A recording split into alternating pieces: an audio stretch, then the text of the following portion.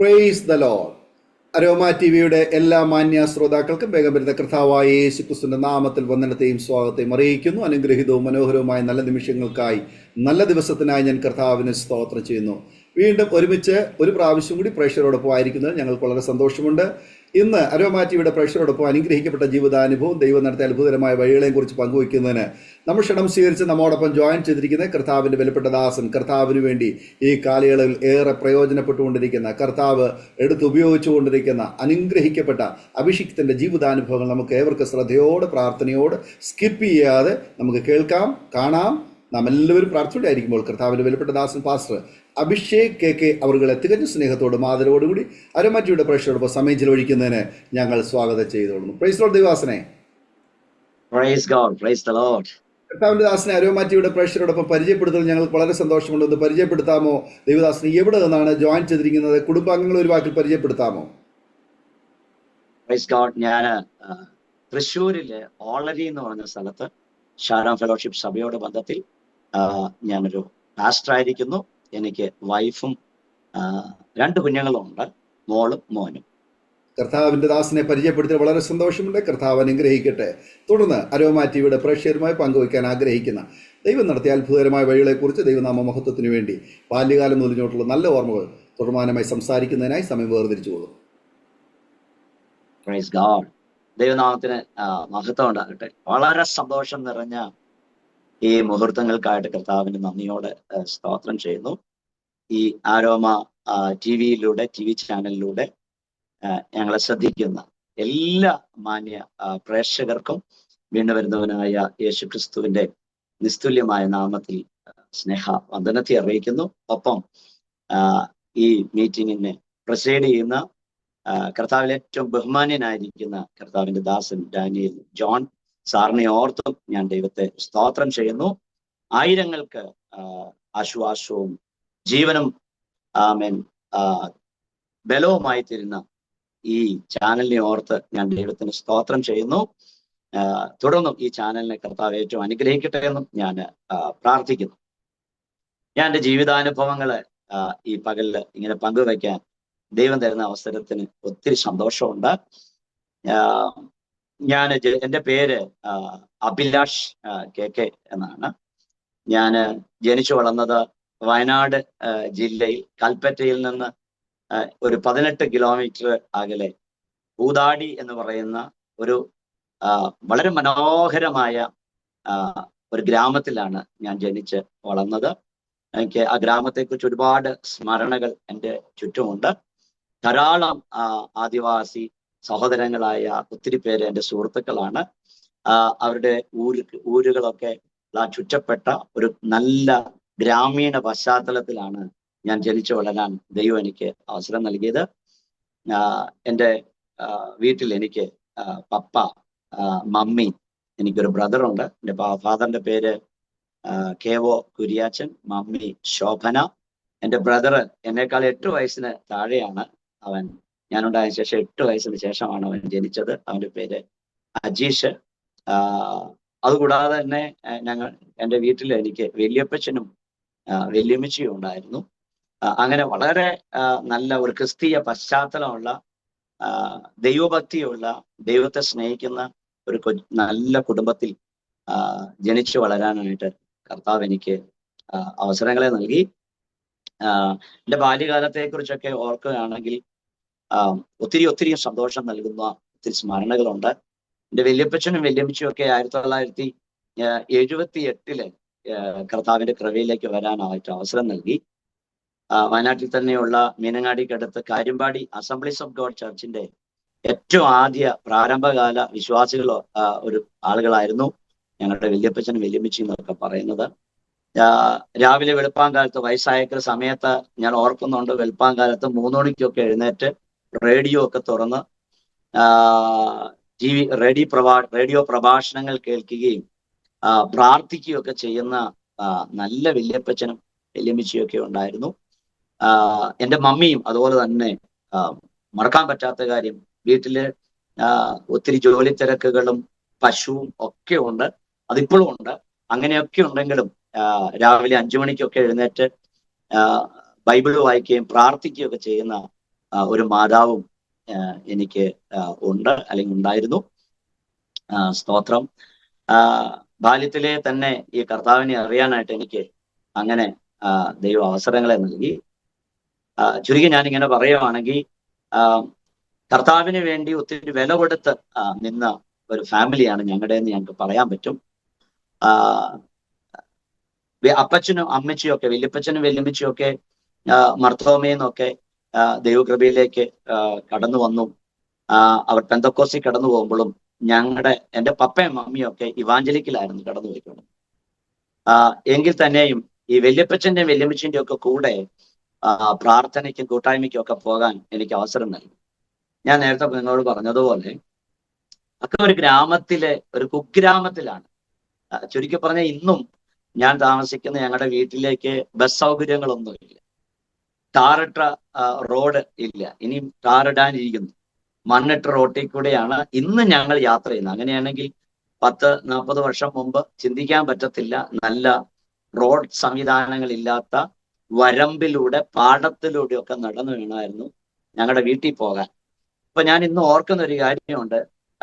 വല്യപ്പച്ചന്റെയും വല്യമ്മച്ചിന്റെയും ഒക്കെ കൂടെ ഞങ്ങൾ പ്രാർത്ഥനയ്ക്ക് പോകണമെങ്കിൽ വീട്ടിൽ നിന്ന് 9 കിലോമീറ്റർ അകലെയാണ് ഈ ചർച്ചുള്ളത്. അപ്പം ഈ പാടത്തേക്കൂടിയൊക്കെ പ്രാർത്ഥനയ്ക്ക് പോയത് എനിക്ക് മറക്കാനാകാത്ത അനുഭവങ്ങളുണ്ട്.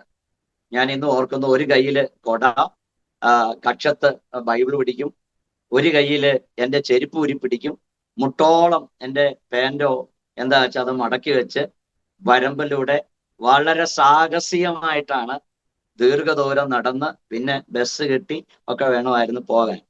അങ്ങനെ ആവേശത്തോടെ അത്രയും സാഹസികത കഴിച്ച് ഞാൻ ഉൾപ്പെടെ എൻ്റെ വല്യപ്പച്ചനും വല്യമ്മച്ചും ഒക്കെ ഉൾപ്പെടെ പ്രാർത്ഥനയ്ക്ക് പോയതും അവരുടെ കൂടെ പോയതും അവരിലൂടെയൊക്കെ ഈ കർത്താവിന്റെ സ്നേഹം ആഴത്തിൽ അറിയാൻ പറ്റിയതും ഒക്കെ എനിക്ക് ജീവിതത്തിൽ മറക്കാനാകാത്ത സാഹചര്യങ്ങളാണ്.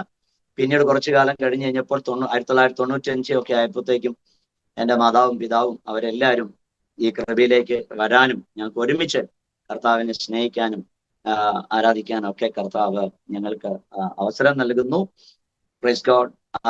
അന്നൊക്കെ ഞാനിങ്ങനെ ഓർക്കുന്നുണ്ട്, ആരാധന കഴിഞ്ഞ് രാത്രിയിൽ ഏതെങ്കിലും മീറ്റിംഗ് ഒക്കെ കഴിഞ്ഞ് ഞങ്ങൾ വന്നോണ്ടിരുന്നത് രാത്രി ഒരു 8:45 കൃത്യമായിട്ടൊരു KSRTC ബസ്സുണ്ട്. ആ ബസ് എങ്ങാനും നമുക്ക് നഷ്ടപ്പെട്ട പിന്നെ രാത്രി നടക്കണം ഈ 9 കിലോമീറ്റർ വീട്ടിലേക്ക്. പല രാത്രികളും മീറ്റിംഗ് ഒക്കെ കഴിഞ്ഞ് വീട്ടിലേക്ക് എൻ്റെ കൊച്ചു പ്രായത്തിൽ നടന്നു വന്നതൊക്കെ എനിക്ക് മറക്കാനാകാത്ത അനുഭവങ്ങളാണ്. ഈ ചില സമയത്ത് വളരെ ഇൻട്രസ്റ്റീവായ കാര്യങ്ങൾ ഉണ്ടായിട്ടുണ്ട്. ചിലരുടെയൊക്കെ ട്രാക്ടറിൽ കയറി, ട്രാക്ടറിന്റെ ബാക്ക് സൈഡിൽ കയറി ഞങ്ങൾ ട്രാവൽ ചെയ്ത് വീട്ടോട്ട് വന്നതൊക്കെ എനിക്ക് മറക്കാനാകാത്ത അനുഭവങ്ങളാണ്. സ്തോത്രം. അങ്ങനെ ദൈവകൃപയിൽ വളർന്നു വരാനായിട്ട് കർത്താവ് എനിക്ക് അവസരം നൽകി. ഞാന് ഈ ക്രിസ്തീയ കുടുംബത്തിൽ തന്നെ ആയതുകൊണ്ട് കർത്താവിനെ അറിഞ്ഞ് എനിക്ക് വളരാൻ കർത്താവ് എനിക്ക് അവസരം നൽകി. എൻ്റെ 9ാമത്തെ ക്ലാസ്സിൽ പഠിക്കുമ്പോഴാണ് ഞാൻ അഭിഷേകം പ്രാപിക്കാനായിട്ട് ഇടയായി. അതെനിക്ക് ഒരിക്കലും മറക്കാൻ പറ്റാത്ത ഒരു അനുഭവമാണ്. ഒരു ദിവസം ഞാൻ എൻ്റെ സ്കൂളൊക്കെ വിട്ട് ആ സ്കൂൾ ഗ്രൗണ്ടിൽ തന്നെ ഞാൻ ക്രിക്കറ്റ് കളിക്കായിരുന്നു. പണ്ടേ ക്രിക്കറ്റും ഫുട്ബോളും ഒക്കെ കളിക്കുന്ന ഒരു ശീലം എനിക്കുണ്ടായിരുന്നു. വളരെ നന്നായി കളിക്കുകയും ചെയ്യുമായിരുന്നു. അങ്ങനെ ഒരു ദിവസം സ്കൂൾ വിട്ട് വീട്ടിൽ വരാതെ ഞാൻ അവിടെ കളിയൊക്കെ കഴിഞ്ഞ് സന്ധ്യയോടടുത്ത് 6-6:30 ആയി കാണും. ഞാൻ വീട്ടിൽ വന്ന് കയറുമ്പോൾ എൻ്റെ മമ്മി എന്നോട് പറയുകയാണ്, എടാ നീ വെറും ഇങ്ങനെ ഉഴപ്പനാണ് ഈ ക്രിക്കറ്റും കളിച്ച്. എൻ്റെ മമ്മി ഉപയോഗിച്ചൊരു പദം എന്ന് പറയുന്നത് ഈ കിറുക്കന്മാരുടെ, അങ്ങനെ ഒരു പദം ഉപയോഗിച്ചേ, ഈ കിറുക്കന്മാരുടെ കളിയും കളിച്ചുകൊണ്ട് നീ നടന്നോ. നിന്നെപ്പോലെ മിടുക്കന്മാരൊക്കെ പള്ളിയിലും വന്ന് ഇന്ന് അവരെല്ലാം ഇന്ന് അഭിഷേകം പ്രാപിച്ചു, അവരൊന്നായി ദൈവത്തെ ആരാധിച്ചു, നീ ഇങ്ങനെ തന്നെ നിന്നോടാ എന്ന് എന്നോട് പറഞ്ഞു. പെട്ടെന്ന് എൻ്റെ ഉള്ളിൽ എനിക്ക് തോന്നി, എന്നാ പിന്നെ എനിക്ക് ഒന്ന് അഭിഷേകം പ്രാപിച്ചു. ഞാൻ പെട്ടെന്ന് തന്നെ മമ്മിയോട് പറഞ്ഞു, എന്നാൽ ഞാനൊന്ന് പള്ളിയിൽ പോകും. വേഗം കുളിച്ചു, റെഡിയായി.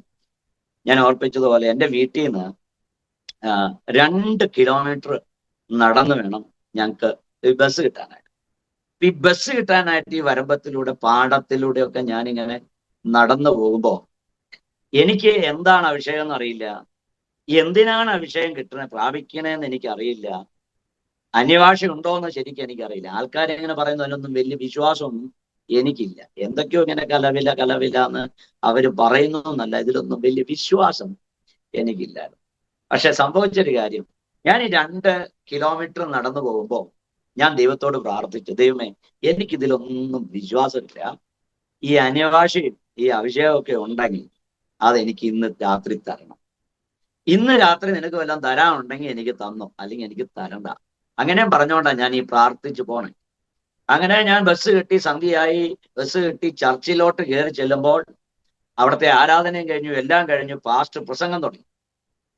പ്രസംഗിച്ച് നല്ല മൂപ്പിച്ച് നല്ല ഉഷാറായിട്ട് ആത്മാവിൽ നിറഞ്ഞ് ഇങ്ങനെ പിന്നെ ശുശ്രൂഷിച്ചുകൊണ്ടിരിക്കുമ്പോഴാണ് ഞാൻ ചർച്ചിന്റെ ഉള്ളിൽ കയറി ചെല്ലുന്നത്. ഞാൻ കയറി ചെന്ന സാധാരണ ഞാൻ ഇരിക്കാറുള്ള സീറ്റിൽ ഇരിക്കലും എന്റെ പാസ്റ്റർ എന്നാന്നറിയില്ല, എന്താ സംഭവിച്ചതെന്നറിയില്ല, പാസ്റ്റർ ഓടി, ഞാൻ ഇരിക്കലും പാസ്റ്റർ പുൽപ്പല്ലിറ്റിൽ നിന്ന് ഓടി വന്ന് എന്റെ തലയെ കൈവെക്കലും ഒരുമിച്ചായിരുന്നു. ഒരിക്കലും ഇന്ന് വരെ സംഭവിക്കില്ല. ഒന്ന് നമുക്ക് ആശ്വാസം കൈക്കൊള്ളാൻ സമയം വേണ്ടേ? അതിന് പോലും സമയം തരുന്നതിന് മുമ്പ് പാസ്റ്ററിന്റെ തലയെ കൈവെക്കലും എനിക്കറിയില്ല, ഒരു പെട്ടെന്നൊരു ശക്തി എന്നിലേക്ക് ഇറങ്ങി വരികയും അന്ന് രാത്രി തികച്ചും അത്ഭുതം എന്ന് ഞാൻ പറയട്ടെ, അന്ന് രാത്രി കർത്താവ് എന്നെ അഭിഷേകത്താൽ നിറയ്ക്കാനായിട്ടും ഇടയായി. അതിന്റെ ജീവിതത്തിൽ ഒരിക്കലും മറക്കാനാകാത്ത ഒരു കാര്യമാണ്. ദൈവം നമ്മുടെ ഹൃദയങ്ങളെ അറിയുന്നു. ശരിക്കും ആത്മാർത്ഥമായി തമ്പുരാനുടെ ഹൃദയം തുറന്ന് നമ്മുടെ ഒരു കാര്യം ദൈവസന്നിധിയിൽ ഇറക്കി വെച്ചാൽ, എന്നെ കേൾക്കുന്ന പ്രിയ പ്രേക്ഷകരോട് ഞാൻ പറയട്ടെ, നമ്മുടെ ഉൾപ്പുകളെ അറിയുന്ന ദൈവം. ആ ദൈവം നമ്മുടെ ഏത് പ്രാർത്ഥനാ വിഷയങ്ങളിലും ഇറങ്ങി വന്ന് നമ്മെ വിടിവിക്കാൻ ആ കർത്താവ് വിശ്വസ്തനാണ്. സ്തോത്രം. നമ്മുടെ കൊച്ചു താല്പര്യങ്ങളെ പോലും മാനിക്കുന്ന ഒരു നല്ല കർത്താവിനെയാണ് നമ്മൾക്ക് ഈ ആരാധിക്കാനും സേവിക്കാനും കർത്താവ് നമുക്ക് തരുന്ന അവസരം. ഹല്ലേലൂയ. സ്തോത്രം. അന്ന് രാത്രി ഞാൻ ഏതോ ചില കുറച്ച് വാക്കുകളൊക്കെ പറഞ്ഞെങ്കിലും സത്യമായിട്ട് എനിക്ക് തിരിച്ചറിയാൻ പറ്റിയില്ല. അതന്നെയാണ് അഭിഷേകം എന്ന് എനിക്ക് തിരിച്ചറിയാൻ പറ്റും. ഒരു ശക്തി വന്നെന്നൊക്കെ അറിയാം. പക്ഷെ അന്ന് ദൈവത്തിന്റെ കൃപയാൽ ഞാൻ നേരത്തെ ഓർപ്പിച്ചു, എനിക്ക് അന്ന് രാത്രി തിരിച്ച് വീട്ടിൽ വരാൻ വാഹനമൊന്നുമില്ല. എന്റെ സഭയിൽ തന്നെ മറ്റൊരു വിശ്വാസിയുടെ വീട്ടില് കല്ലറയ്ക്കൽ ചാക്കപ്പൻ എന്നൊക്കെ പറയുന്ന അദ്ദേഹത്തിന്റെ വീട്ടിൽ അദ്ദേഹത്തിന്റെ മോൻ ഗോഡ്ലി ഷാലോം എന്റെ ഉറ്റ സുഹൃത്താണ്. അദ്ദേഹത്തിന്റെ വീട്ടിൽ ഞാൻ വിശ്രമിക്കുമ്പോൾ അന്ന് ഷാലോമിന്റെ മമ്മി എന്നോട് ചോദിച്ചു, അബിയെ നീ അഭിഷേകം പ്രാപിച്ചു? ഞാൻ പറഞ്ഞു, എന്തോ ഒരു സാധനം വന്നു, എന്തൊക്കെയോ ഒരു സാധനം പറഞ്ഞു, എനിക്ക് മനസ്സിലാവുന്നില്ല അത് എന്നാന്ന്. ആ ആന്റി എന്നോട് പറഞ്ഞൊരു കാര്യമുണ്ട്. സത്യം പറഞ്ഞ ആ ആന്റിയാണ് ഞാൻ അഭിഷേകം പ്രാപിച്ചു എന്ന് കൺഫർമേഷൻ ചെയ്ത് തന്ന ആന്റി. ആ ആന്റി എന്നോട് പറഞ്ഞൊരു കാര്യം, നീ പറഞ്ഞ ആ ഭാഷയില്ലേ, ആ 1 2 രാ രാ താ താ എന്നൊക്കെ പറഞ്ഞില്ലേ, അത് തന്നെ അഭിഷേകം. നീ നാളെ പള്ളിയിൽ പോയിട്ട് മുട്ടും അടക്കിയിട്ട് ഇനിയും ദൈവത്തോട് പ്രാർത്ഥിക്കണം. അപ്പൊ ദൈവം ഇനിയും കൂടുതലായിട്ട് നിനക്ക് സംസാരിക്കാൻ പറ്റുമെന്ന് പറഞ്ഞു. ഞാൻ അതുപോലെ അങ്ങ് ഏറ്റെടുത്തു കേട്ടോ. ഞാൻ ഇന്ന് രാത്രി ഞാൻ ഓർക്കുന്ന ഒരു കാര്യമുണ്ട്. ആന്റി അന്ന് പറഞ്ഞില്ലായിരുന്നെങ്കിൽ ഞാൻ പിറ്റേ ദിവസം അങ്ങനെ പോയി പ്രാർത്ഥിക്കുകയോ അത് റിപ്പീറ്റ് ചെയ്യുകയോ ചെയ്യാൻ സാധ്യത വളരെ കുറവായിരുന്നു. പക്ഷേ നമുക്കെപ്പോഴും ജീവിതത്തിൽ ആളുകൾ തരുന്ന എൻകറേജ്മെന്റ്, ഒരു ചെറിയ നിർദ്ദേശങ്ങൾ പോലും എത്രമാത്രം ഒരു വ്യക്തിയെ മാറ്റി മറയ്ക്കാൻ പറ്റും, അവൻ എത്രമാത്രം പ്രചോദനമായി തീരും. വളരെ സാധാരണക്കാരിയായ ഒരു സഹോദരി പറഞ്ഞൊരു വാക്ക് എന്റെ ജീവിതത്തിൽ ഒത്തിരി ബലമായി തീർന്നു. പിന്നത്തേതില് ഞാൻ നൃത്തം ചെയ്ത് ആത്മനിറവിൽ ദൈവത്തെ സ്തുതിപ്പാനായിട്ട് ആ ദിവസങ്ങളിൽ കർത്താവ് എനിക്ക് അവസരങ്ങളെ നൽകാനായിട്ടിടയാക്കും. അങ്ങനെ ഒരു ആത്മനിറവിൻ ജീവിതം ബാല്യം തൊട്ടേ നയിക്കാൻ കർത്താവ് എനിക്ക് അവസരങ്ങൾ നൽകി. സ്തോത്രം. അങ്ങനെ ഞാൻ ഇങ്ങനെ ജീവിച്ച് പോവുകയാണ്. സ്തോത്രം. അങ്ങനെ ഞാൻ 9ാം ക്ലാസ് തന്നെ കുറെ നാളുകൾ കഴിഞ്ഞു കഴിഞ്ഞപ്പോ ഒരു ദിവസം ഞങ്ങളുടെ പാസ്റ്റർ വീട്ടിൽ വന്നു. എന്നിട്ട് എന്നോട് ഇങ്ങനെ പറയുകയാണ്, എടാ അബി, എന്റെ സഭയിലെ എന്റെ കുറച്ച് കൂട്ടുകാരുണ്ട്, ആ കൂട്ടുകാരുടെ എല്ലാം പേര് പറഞ്ഞിട്ട് പറഞ്ഞു, അവരൊക്കെ സ്നാനപ്പെടാൻ പോവുക, നീ സ്നാനപ്പെടണോന്ന് ചോദിച്ചു. സത്യം പറഞ്ഞ എനിക്ക് എന്നാ സ്നാനം എന്നറിയില്ല, എന്തിനാ സ്നാനപ്പെടേണ്ടതെന്ന് അറിയത്തില്ല, എനിക്കൊരു പിടിയില്ല. പക്ഷേ എന്റെ പാസ്റ്ററിലൂടെ ദൈവം ഉപയോഗിക്കുമായിരുന്നു. സ്തോത്രം. എന്നെ ഒന്ന് ഗുണപ്പെടുത്താൻ, എന്നെ ഒരു നല്ല ദൈവത്തിലാക്കി മാറ്റാൻ എന്റെ പാസ്റ്റർ ഉപയോഗിച്ചു. Pastor Abraham Daniel. ആ പാസ്റ്റർ എനിക്ക് ഒരിക്കലും മറക്കാനായിട്ട് പറ്റും. പാസ്റ്ററാണ് ശരിക്കും എന്നെ അഭിഷേകത്തിലേക്കും സ്നാനത്തിലേക്കും ഒക്കെ നടത്തിയത്. ആ പാസ്റ്റർ എന്നോട് ഇങ്ങനെ ചോദിച്ചപ്പോൾ ഞാൻ പെട്ടെന്ന് പാസ്റ്ററോട് പറഞ്ഞു, എന്നാ പിന്നെ എന്നാ ഞാനും സ്നാനപ്പെട്ടേക്കാം എന്ന് ഞാൻ പറയാനായിട്ടിടയായി. അങ്ങനെ ചുരുക്കി ഞാൻ പറഞ്ഞാൽ എനിക്ക് വലിയ തീരുമാനമൊന്നും ഉണ്ടായിട്ടൊന്നുമല്ല, പക്ഷെ എൻ്റെ കൂട്ടുകാരൊക്കെ പെടുക എന്ന് പറഞ്ഞപ്പോ ഞാൻ പെട്ടതാണ്. പക്ഷെ എനിക്ക് ഇന്ന് രാത്രി ഒരു കാര്യം കൃത്യമായിട്ട് പറയാം. ഞാൻ അന്ന് സ്നാനപ്പെട്ടുകൊണ്ട് മാത്രമാണ് എൻ്റെ കൂട്ടുകാരുടെ കൂടെ സിനിമയ്ക്ക് പോകാത്തതും എൻ്റെ കൂട്ടുകാരുടെ കൂടെ മറ്റൊരു തെറ്റായ പ്രവൃത്തിക്കും ഞാൻ പോകാതിരുന്നതിൻ്റെ ഏക കാരണം എന്ന് പറയുന്നത്, സത്യം പറഞ്ഞ അന്ന് ഞാൻ സ്നാനപ്പെട്ടത് കൊണ്ട് എനിക്കൊരു ദൈവഭയം അകത്ത് കയറി എന്നുള്ള ഒറ്റ കാരണം കൊണ്ടാണ്. ഞാൻ എൻ്റെ പ്രേക്ഷകരോട് ഒറ്റ വാക്ക് ഞാൻ ഇങ്ങനെ പറയാം. നമുക്ക് മുതിർന്നവര് ചിലപ്പോ നമ്മളെ ഈ പെടുത്തി എന്നൊക്കെ പറയുന്ന, നമ്മളെ അങ്ങ് കുടുക്കിലാക്കി എന്നൊക്കെ പറയുന്ന പോലെ ചില സന്ദർഭങ്ങളിൽ ചില സാഹചര്യങ്ങളൊക്കെ ജീവിതത്തിൽ വന്ന് ഭവിച്ചെന്നൊക്കെ വരാം. പക്ഷെ അതിന്റെ എല്ലാം പിന്നിലും നമ്മളെ സ്നേഹിക്കുന്ന നമ്മുടെ കർത്താവിന്റെ ഒരു അദൃശ്യ കരം, അദൃശ്യമായ ആലോചന ഉണ്ടെന്ന് നമുക്കൊക്കെ തിരിച്ചറിയുന്നത് നല്ലതായിരിക്കും. സ്തോത്രം. അപ്പോ ഈ ദൈവീക നടത്തിപ്പ് എത്ര സുന്ദരമാണെന്ന് എൻ്റെ ജീവിതയാത്രയിൽ എനിക്ക് അനുഭവിപ്പാനായിട്ട് കർത്താവ് അവസരങ്ങൾ നൽകി. അതിനുശേഷം ഞാൻ സ്നാനത്തെക്കുറിച്ചും അതിന്റെ ആവശ്യത്തെക്കുറിച്ചും ഒക്കെ പഠിക്കാൻ കർത്താവ് എനിക്ക് അവസരങ്ങൾ നൽകി. ചുരുക്കി ഞാനിങ്ങനെ പറയാം, ഞാൻ സ്നാനപ്പെടുന്നതിന് മുമ്പ് ഞാൻ അഭിഷേകം പ്രാപിച്ചു. അതിനുശേഷമാണ് സ്നാനപ്പെടാനൊക്കെ കർത്താവ് എനിക്ക് അവസരങ്ങൾ നൽകിയത് എന്ന് എനിക്ക് പറയാൻ കഴിയും.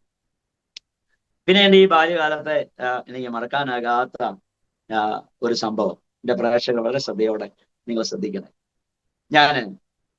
ഞങ്ങളുടെ വീട് ഈ സ്കൂൾ ഗ്രൗണ്ടുമായിട്ട്, സ്കൂളും ഒക്കെ ആയിട്ട് വളരെ അടുത്താണ്. ഒരു 400 മീറ്റർ മാത്രമേ ഉള്ളൂ എൻ്റെ വീടും സ്കൂളും ഒക്കെ തമ്മിൽ. അപ്പൊ ഞാൻ ഈ രാവിലെ 5 മണിക്കൊക്കെ എഴുന്നേറ്റ് സ്കൂൾ ഗ്രൗണ്ടിൽ പോയി പ്രാക്ടീസ് ചെയ്യായിരുന്നു. അന്നേ എനിക്ക് സ്കൂളിലെ പല മത്സരങ്ങളിൽ പങ്കെടുക്കുന്നത് എനിക്ക് ഇഷ്ടമായിരുന്നു.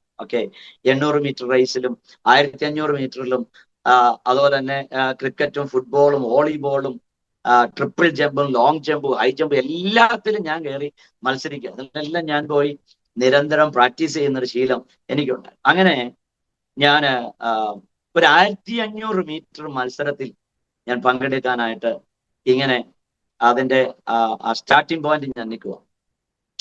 ഞാൻ ഓർക്കുന്നുണ്ട് അന്നെന്ന പോലെ ഇന്നും എൻ്റെ കൂടെ ഓടാനായിട്ട് ഉള്ളത്, ഞാൻ നേരത്തെ ഓർപ്പിച്ചതുപോലെ വയനാട്ടിലെ ഒത്തിരി ആദിവാസി സഹോദരങ്ങളുണ്ട്. എൻ്റെ ഇടത്തും വലത്തും ഒക്കെ ഇരുന്ന് പഠിച്ചതും എൻ്റെ ഇന്നത്തെ ഏറ്റവും അടുത്ത വയനാട്ടിലെ ഏറ്റവും ആത്മമിത്രങ്ങൾ എന്ന് പറയുന്നത് അങ്ങനെയുള്ള കുറെ സഹോദരങ്ങളാണ്. അപ്പം അവരൊക്കെ ഒരു പ്രത്യേകത പറഞ്ഞാൽ എന്നേക്കാളും ഒക്കെ ഭയങ്കര കരുത്തുള്ളവരാണ്, നല്ല ആരോഗ്യവും നല്ല മസിൽ പവറും ഓർക്കും. ഞാൻ അവരോട് കൂടെയാണ് മത്സരത്തിൽ പങ്കെടുക്കുന്നത്. അവർ സത്യത്തിൽ ഞാനിങ്ങനെ ചിന്തിക്കാറുണ്ട്, ഈ സഹോദരങ്ങളെയൊക്കെ നന്നായി ട്രെയിൻ ചെയ്ത് നമ്മുടെ മുൻനിരയിലേക്ക് കൊണ്ടുവരുവാണെങ്കിൽ നമ്മുടെ കേരളത്തിലെയൊക്കെ ഗെയിംസുകളൊക്കെ അവർക്ക് 1ാം സ്ഥാനം മേടിക്കാനായിട്ട് പറ്റും. പക്ഷേ നിർഭാഗ്യവശാൽ അവരെ ഒന്ന് പ്രൊമോട്ട് ചെയ്യാനായിട്ട് നമ്മുടെ സംവിധാനങ്ങൾ അത് ശരിയായ രീതിയിൽ യൂട്ടിലൈസ് ചെയ്യുന്നില്ല എന്നുള്ളതാണ് ഏറ്റവും ഖേദകരമായ ഒരു കാര്യം തന്നെ. എനിവേ, ഞാൻ എൻ്റെ അനുഭവങ്ങളിലേക്ക് വരട്ടെ. അങ്ങനെ ഞാൻ 1500 മീറ്റർ മത്സരിക്കുക. 7 റൗണ്ട് മത്സരിക്കണം. 5 റൗണ്ട് ഞാൻ മത്സരിച്ചു ഓടിക്കഴിഞ്ഞപ്പോൾ എനിക്ക് ഒരു കാര്യം മനസ്സിലായി.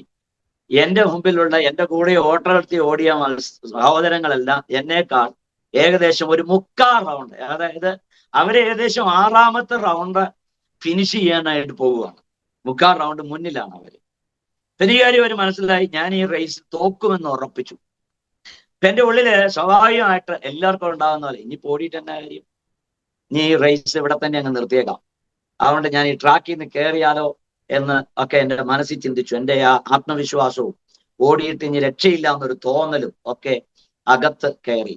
പക്ഷെ സംഭവിച്ചൊരു കാര്യം, ഞാൻ ബാല്യം തൊട്ടേ ഞാൻ പറഞ്ഞല്ലോ ഒരു നല്ല ക്രിസ്തീയ കുടുംബത്തിൽ വളരാൻ പറ്റിയോണ്ട് പ്രാർത്ഥനയും ബൈബിൾ വായനയും ഒക്കെ ചെറുപ്പമേ ഉണ്ടായിരുന്നു. ഒരു 20 മിനിറ്റ് പ്രാർത്ഥന എല്ലാ ദിവസവും എൻ്റെ കുഞ്ഞു പ്രായം തൊട്ടുണ്ടായിരുന്നു. അപ്പൊ ഞാൻ ആ ട്രാക്കിൽ നിന്നുകൊണ്ട് ദൈവത്തോട് പറഞ്ഞു, യേശുപ്പച്ച എനിക്ക് ഈ മത്സരത്തിൽ ജയിക്കണം, യേശുപ്പച്ച ഞാൻ ടയേർഡായി, എന്നെ ഒന്ന് സഹായിക്കണം എന്ന് ആ കുഞ്ഞു മനസ്സിൽ ഹൃദയം തുറന്ന് യേശുപ്പായോട് ഞാൻ പ്രാർത്ഥിച്ചു. സ്തോത്രം. എനിക്ക് സംഭവിച്ച കാര്യം എന്നാന്നറിയോ പ്രിയരെ, ഞാനത് പ്രാർത്ഥിച്ച മാത്രമേ സ്വർഗത്തിൽ നിന്ന് 2 കരം ഇങ്ങനെ ഇറങ്ങി വന്നു. എനിക്ക് മറക്കാൻ പറ്റാത്ത അനുഭവമായിരുന്നു. ആ കരം അങ്ങ് വന്നിട്ട് എൻ്റെ 2 ഷോൾഡറേയും പിടിച്ച് എന്നെ അങ്ങ് പൊക്കി പിടിച്ചു. പിന്നെ ഞാൻ ഓടാൻ തുടങ്ങി. എൻ്റെ കാല് നിലത്താണോ എന്ന് വെച്ചാൽ നിലത്താ, അല്ലയോ എന്ന് വെച്ചാൽ അല്ല. ഒരു അസാധാരണ ശക്തി എൻ്റെ മേൽ വന്നു. ഈ ബൈബിളിൽ ഇങ്ങനെ പറയുന്നുണ്ട്, ആഹാബിന്റെ രഥത്തിന് മുമ്പേ ഏലിയാവ് ഓടി. ഏലിയാവിന്റെ കഴിവുകൊണ്ടൊന്നുമല്ല ഓടിയെ. ആ രഥത്തെ ജയിക്കാൻ വേണ്ട ഒരു ദൈവകൃപ ഏലിയാവിന്റെ മേൽ സ്വർഗം പകർന്നു. 9ഓളം 6 to 9 ആമേൻ കുതിരകൾ ഉള്ളതാണ് രഥം എന്ന് പറഞ്ഞത്. അതിനെയൊക്കെ ഓടി ജയിക്കുക എന്ന് പറഞ്ഞാൽ അത് അപ്രാപ്യമാണ്. പക്ഷേ ആഹാബിന് അതിന് മുമ്പേ ഓടാൻ, ആഹാബിന്റെ രഥത്തിന് മുമ്പേ ഓടാൻ ഏലിയാവിന് ദൈവം കൃപ നൽകിയതുപോലെ സ്വർഗത്തിലെ ആ കരം എൻ്റെ മേലേക്ക് വന്നപ്പോ പിന്നെ എൻ്റെ ഓട്ടത്തിന് വേഗത കൂടി. ഞാൻ ചുരുക്കി ഇങ്ങനെ പറയാം, ആ റേസില് ഞാൻ ഒന്നാമനായി ഫിനിഷ് ചെയ്യാൻ സ്വർഗത്തിലെ ദൈവം എനിക്ക് കൃപ നൽകി. ഹല്ലേലൂയ. ദൈവം എത്ര വിശ്വസ്തനാണ് അല്ലേ. സ്തോത്രം. ആ അനുഭവം എൻ്റെ ആയുസ്സിൽ മറക്കാനാകാത്ത ഒരു അനുഭവം. ഇന്ന് രാവിലെ ഈ സന്ധ്യയില് എന്നെ കേൾക്കുന്ന പ്രേക്ഷകരോട് ഞാൻ പറയട്ടെ, നമ്മുടെ കർത്താവ് നമ്മുടെ ആത്മീയ വിഷയങ്ങളിൽ മാത്രമല്ല, നമ്മുടെ ഭൗമിക വിഷയങ്ങളിൽ, നമ്മുടെ പ്രതിസന്ധികളിലെല്ലാം നമ്മെ താങ്ങുന്ന ഒരു കരം സ്വർഗത്തിൽ നിന്ന് ഇറങ്ങി വരുമെന്ന് ധൈര്യത്തോടെ ആമേൻ ആ ജീവനുള്ള ദൈവത്തിന്റെ ഒരു സാക്ഷിയാണ് ഞാനെന്ന് എനിക്ക് സസന്തോഷം നിങ്ങളോട് പറയാനായിട്ട് പറ്റും. ഏത് സാഹചര്യത്തിലും കർത്താവിനോട് പ്രാർത്ഥിച്ചാൽ നമ്മുടെ കർത്താവ് ഇറങ്ങി വന്ന് നമ്മെ സഹായിക്കും എന്നതിൻ്റെ ഏറ്റവും ഉത്തമ ഉദാഹരണമാണ് ഇന്ന് രാത്രി ഞാൻ എന്ന് പറയുന്നതിൽ എനിക്ക് സന്തോഷമുണ്ട്. ശ്രദ്ധേയമായ ഒരു കാര്യമുണ്ട്. ആ റേസിൽ ഞാൻ ഒന്നാമതായി ഫിനിഷ് ചെയ്തു. ആ ഫിനിഷിംഗ് പോയിന്റ് ക്രോസ് ചെയ്തതും എൻ്റെ നാടൻ ഭാഷയിൽ പറഞ്ഞ ചക്ക വെട്ടിയിടുന്നത് പോലെ ഞാൻ നിലത്ത് നിലംപരിശായി വീണു. പിന്നെ ഒരടി എനിക്ക് വീഴാൻ പറ്റും, മുന്നോട്ട് പോകാൻ പറ്റിയില്ല. കാരണം ആ സാന്നിധ്യം എന്നിൽ നിന്ന് വിട്ടുമാറാനായിട്ട് ഇടയായിത്തീർന്നു. ദൈവമക്കളെ, എന്നെ ഒരു പഠിപ്പിച്ചൊരു വലിയ പോയിന്റ് ഉണ്ട്. ദൈവം നമ്മുടെ മേൽ ഉണ്ടെങ്കിൽ ഏത് ദുഷ്കരമായ കാര്യവും നമുക്ക് ജയിക്കാൻ പറ്റും. ചുരുക്കി ഞാൻ ഇങ്ങനെ പറയാം, നമ്മുടെ കർത്താവെ ജയാളിയാക്കുന്ന ദൈവമാണ്. സ്തോത്രം. ക്രിസ്തുയേശു മുഖാന്തരം ഞാൻ സകലത്തിലും ജയാളി എന്നാണ് പൗലോസ്ലീഹ പറയുന്നത്. എന്നെ ജയിപ്പിക്കുന്ന കർത്താവ്. ആമേൻ. യേശു ക്രിസ്തു മുഖാന്തരം എനിക്ക് സകലത്തിലും ജയമുണ്ട് എന്ന വചനം വായിക്കുന്നത്. എന്നെ കേൾക്കുന്ന എൻ്റെ മാന്യ പ്രേക്ഷകരോട് പറയാം, ജീവിതത്തിന്റെ ഏതൊരു ഘട്ടത്തിലും നിങ്ങളുടെ വിദ്യാഭ്യാസത്തിലാണോ, നിങ്ങൾ പലതവരോ എക്സാം എഴുതി പരാജയപ്പെട്ട ഇനി രക്ഷയില്ല, സാധ്യതയില്ല എന്ന് നിങ്ങൾ ചിന്തിക്കുന്ന വ്യക്തിയാണോ? നിരാശപ്പെടല്ലേ. ഇന്ന് രാത്രി ഞാൻ നിങ്ങളോട് പറയാം, എക്സാം റൂമിൽ ഇറങ്ങി വരുന്ന, നിങ്ങളുടെ ഓഫീസിൽ ഇറങ്ങി വരുന്ന, നിങ്ങളുടെ യാത്രയിൽ ഇറങ്ങി വരുന്ന താങ്ങുന്ന ഒരു കരമുണ്ട്. നിങ്ങളുടെ തല ഉയർത്തുന്ന ഒരു കരമുണ്ട്. ജയിപ്പിക്കുന്ന ഒരു കർത്താവുണ്ട്. ആ കർത്താവിനെ നമ്മൾ സേവിക്കുന്നത് എന്നറിയിക്കുന്നതിൽ എനിക്ക് അതിയായ സന്തോഷമുണ്ട്. കർത്താവ് നമ്മെ അനുഗ്രഹിക്കുമാറ്. അങ്ങനെ എൻ്റെ ബാല്യകാലം ഒക്കെ കഴിഞ്ഞു പോകുമ്പോഴാണ് ഞാൻ സുവിശേഷ വേലയ്ക്ക് ഇറങ്ങാനുണ്ടായ ഒരു സാഹചര്യം കൂടെ ഞാൻ പറയാം.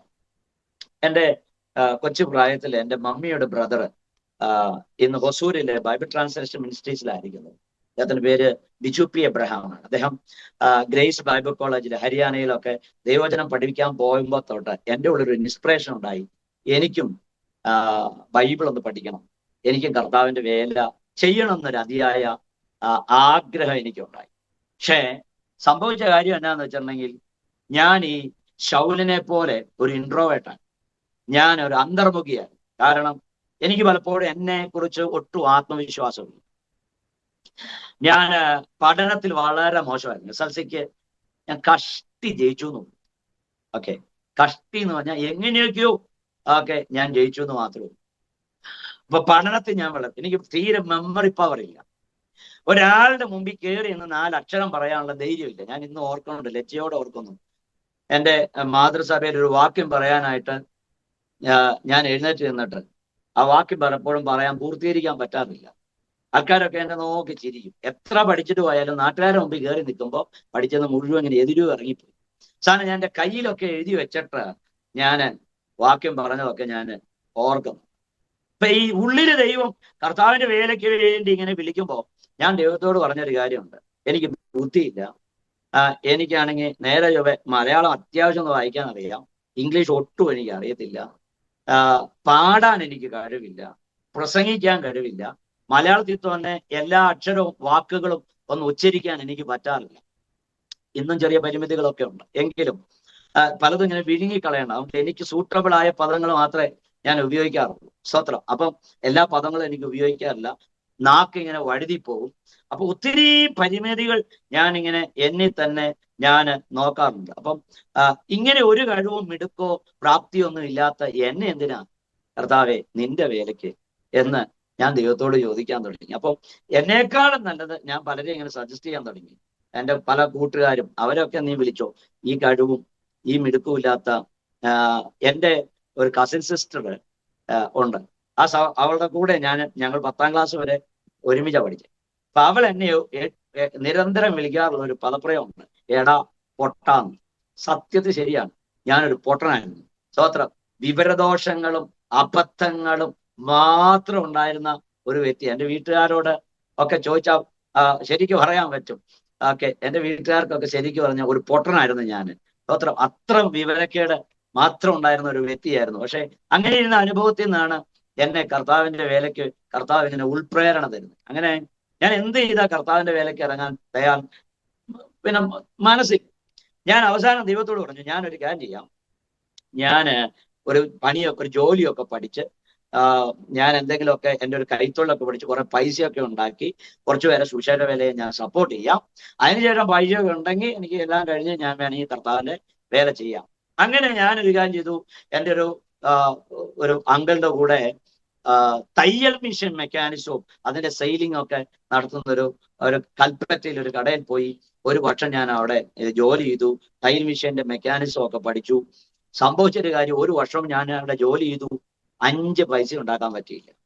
അതിട്ടതെല്ലാം ഇങ്ങനെ ഈ പോക്കറ്റിൽ കൂടെ ഇറങ്ങിപ്പോയി എന്നല്ലാതെ ഒരു നേട്ടം എനിക്ക് ഉണ്ടായില്ല. അപ്പൊ 1 വർഷം എനിക്ക് വേസ്റ്റ് ആയി. അപ്പൊ എൻ്റെ ഉള്ളിൽ ഇങ്ങനെ ദൈവാത്മാവ് സംസാരിക്കാൻ തുടങ്ങി, വേടാ പോടാ, നീ വെറുതെ ജീവിതം പാഴാക്കല്ലേ, നീ കർത്താവിന്റെ വേലയ്ക്ക് പോകാൻ പറ്റും. അങ്ങനെ ഇരിക്കുമ്പോൾ ഞാൻ ഒരു 31 ഒരു ഡിസംബർ 2000 പിന്നെ 1999 ഡിസംബർ 31 ഞങ്ങളുടെ സഭ ആണ്ടർതി യോഗം നടത്തുമ്പോൾ ഞാൻ അന്ന് രാത്രി എൻ്റെ വീട്ടിൽ നിന്ന് ഞാനിങ്ങനെ പ്രാർത്ഥിച്ചു പോവുക, നിനക്ക് എന്നെ കർത്താവിന്റെ വേലയ്ക്ക് ആവശ്യമുണ്ടെങ്കിൽ ഇന്ന് രാത്രി നീ എന്നോട് സംസാരിക്കുക. അങ്ങനെ ഞാൻ ആണ്ടർതി യോഗത്തിൽ പങ്കെടുത്തു. ആ യോഗം ഇങ്ങനെ തുടർന്നു പോവുക. ആ യോഗം കഴിഞ്ഞ് ഞങ്ങളുടെ പാസ്റ്റർ അന്ന് ചെയ്ത ഒരു കാര്യം ഉണ്ട്, ഈ വാഗ്ദത്ത കാർഡുകൾ നൽകി. സ്തോത്രം.